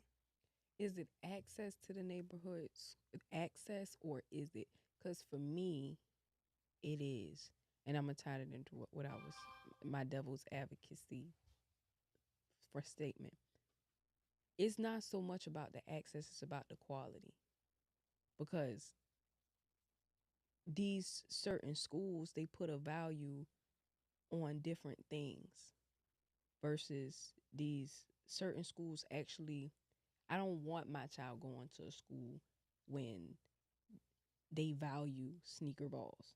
And I'm not singling out sneaker balls. I'm singling out the fact that stuff like that is pushed more than the education, to where you just giving these kids worksheets, and the worksheets is busy work. It's to keep them busy, but are they learning?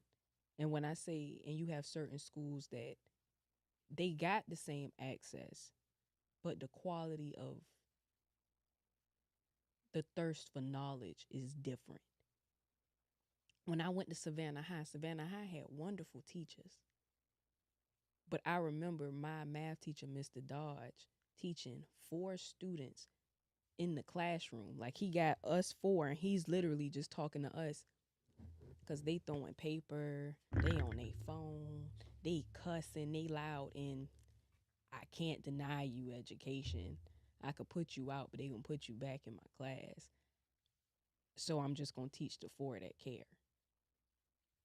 So, but that's so then that And comes then, to. and Mm-hmm. the controversial thing I wanted to add is, one thing black people always want, we want what the white man got. So when we say separate but equal, what is the equal that we're talking about? Because we know our children. Where at one point in time there was like, we've slipped as a culture, but back then, when the whole separate but equal, we knew our children. We knew how to take care of our children, and we knew how to teach our children. Mm-hmm. But we wanted what the white man. And I'm asking, because I could be wrong, because I don't know the whole breakdown of. Mm-hmm. But we wanted what the white man had, so we sacrificed what we could have taught just to get that Mm-hmm. equal. You know what I mean? Mm-hmm. Because I would prefer some raggedy ass books with straight knowledge from somebody who looked like me than these print perm nice books and computers from people who don't give a shit about me. Yeah. So that's a lot. It's a lot. It's a lot to unpack. Yeah, I Um, knew that was a lot. but the first thing I'm gonna hit on is the the thirst for knowledge. We as a culture have absolutely slipped, and I can only speak for, I'm speaking my opinion, basically. My opinion is that we have a culture have absolutely slipped when it comes to thirst for knowledge, thirst for education. Because before, we would teach our children that education is the way out. Mm-hmm. That's not the what's being taught anymore.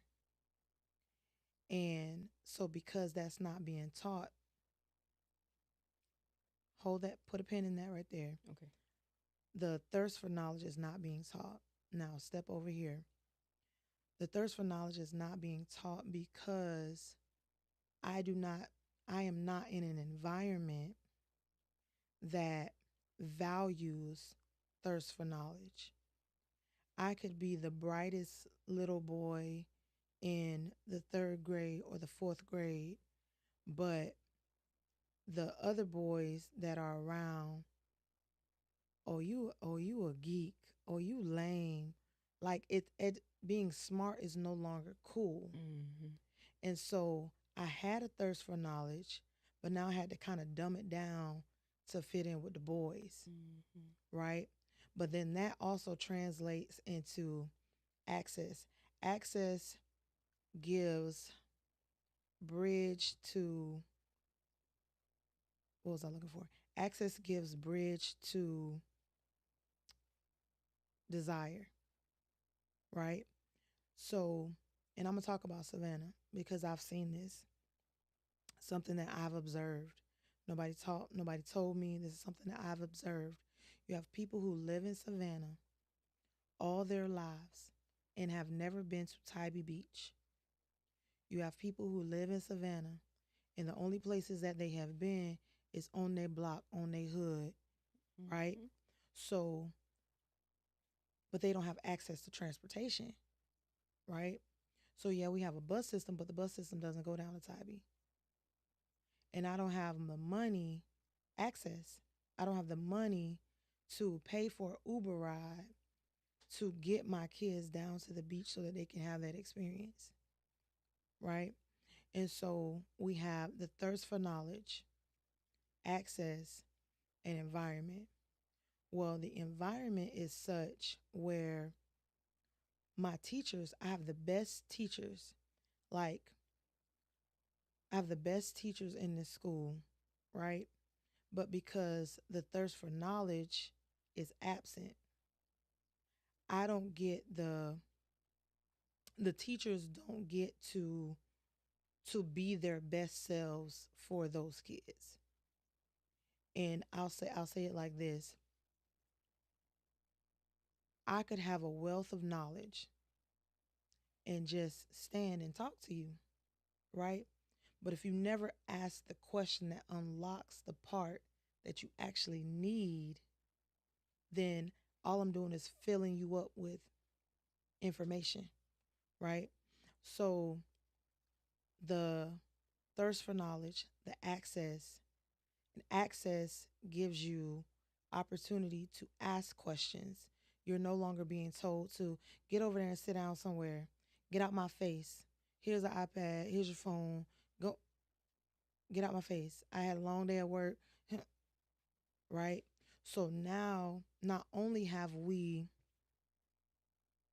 relegated our children to being taught by a system that honestly was never set up to support critical thinking and growth in our children, Mhm.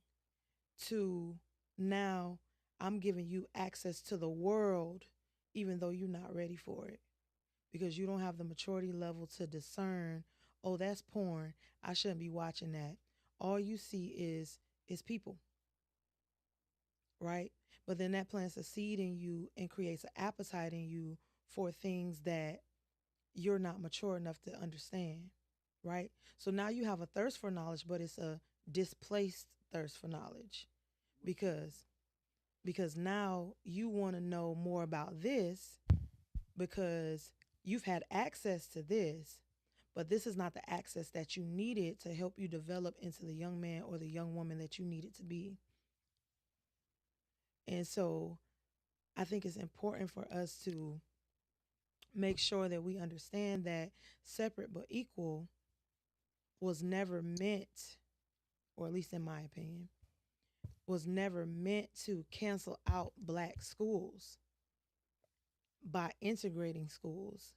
It was meant to be black schools with black teachers with access to all of the wisdom, knowledge, and understanding that the white schools had, which was access to wealth building, access to understanding property management and purchasing property, access to all of the things that even now, unless you have a thirst for that knowledge, you don't have access to. Because we as a people are the only people. that I can count.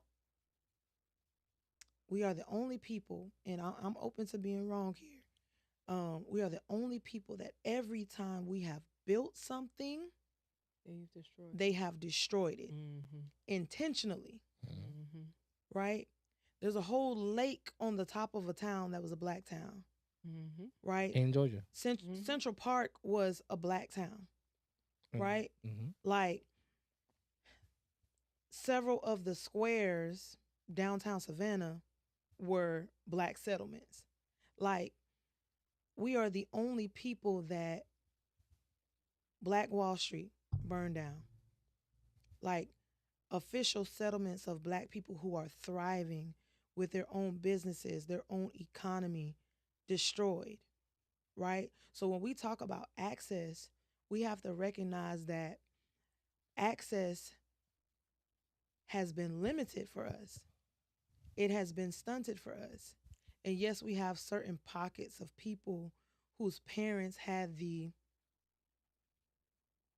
ability to have an uncle or a friend who kind of shared little tidbits, and those little tidbits, let me back up. Grew the curiosity. You had access by being in the room because you were a butler or a maid to conversations that were being had while financial decisions were being made. So you soaked up that knowledge and you applied it.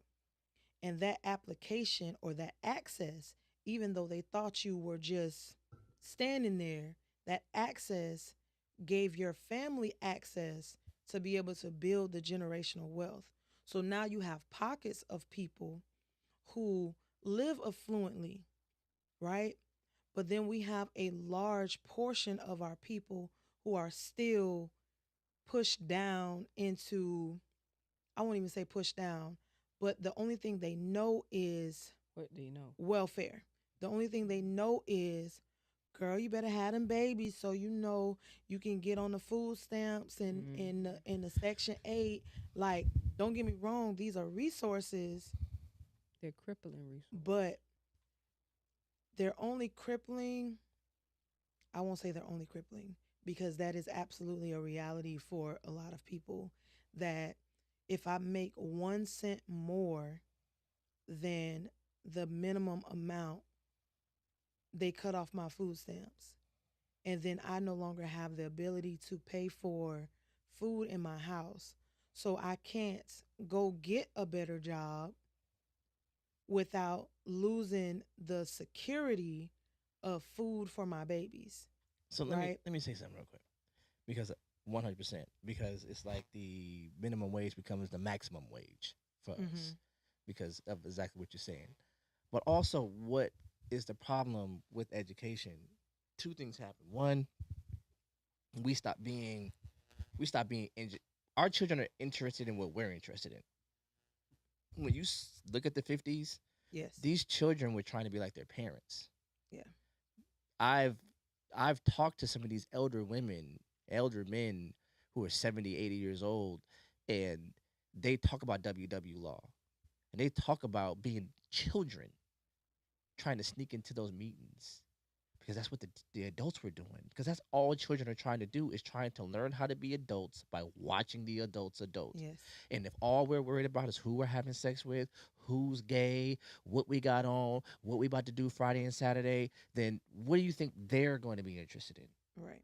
And on top of, we do not have an environment, an immediate environment that celebrates the efficacy of an education. Yes. When you go outside, what did this college degree get you here? When the Jewish community educates their children, they tell their children to come right back here, and you're going to open your business here. You're going to do this here. You're going to open your whatever it is you're doing. You're going to be you're an ophthalmologist. You're about to sell glasses in your community. When our black kids become good, get out the hood, and now those resources scatter. But the catch 22 to that It's, is mm, in our community, we raise our children with hate. We raise our children comparing themselves to each other. and it's scary as a mother to I've raised my child because this has happened throughout Savannah. I've raised you, and when you try to give back, somebody kill you, somebody want to rob you because and like I say this is like I say Bootsy talk like all these celebrities, all these black celebrities, they do talk about that being a hard part because even look at Nipsey Hussle. I'm trying to give back in my community for my community, Mm-hmm. and some nobody. That is a reality in our community that we don't talk about. I've watched parents compare to the child what this other child doing, and what it does is you comparing shoes, you comparing.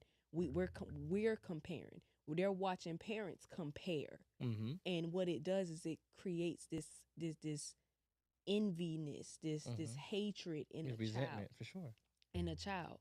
So And a feeling of inadequacy. right, It's and you don't especially know a what to feeling do of with that inadequacy. emotion. Yeah. So instead of getting better, I You want to get harm you. mean. Free lunch, You get baby. mean. Yeah. Free lunch, baby.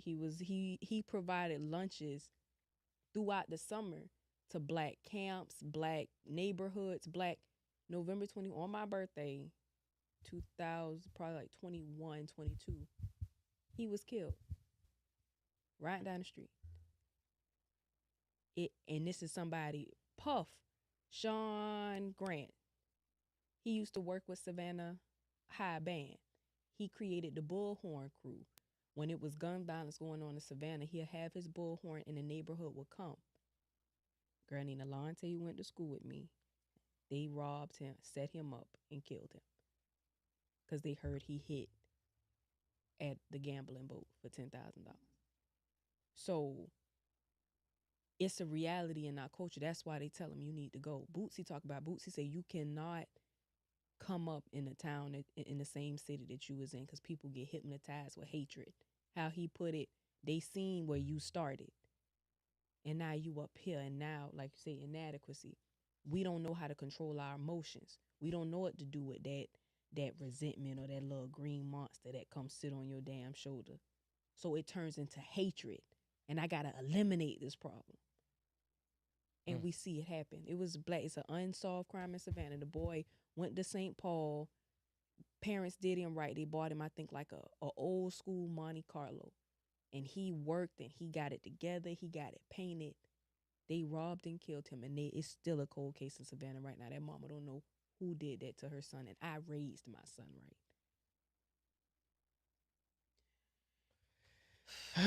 Well, we have had an amazing show. How are you guys doing? Good. I'm good. We definitely need to talk about emotional intelligence next time. Next Yeah. time, let's Yeah. do it. It has been a dope show. I'm your boy Jive English. A lady named Bria. Shantae is in the building. Sean Teasy. We're about to see y'all next time. Like, share, subscribe. If you like anything you heard, man, comment in the chat, man. We'll bring it up next time. We out of here. Peace.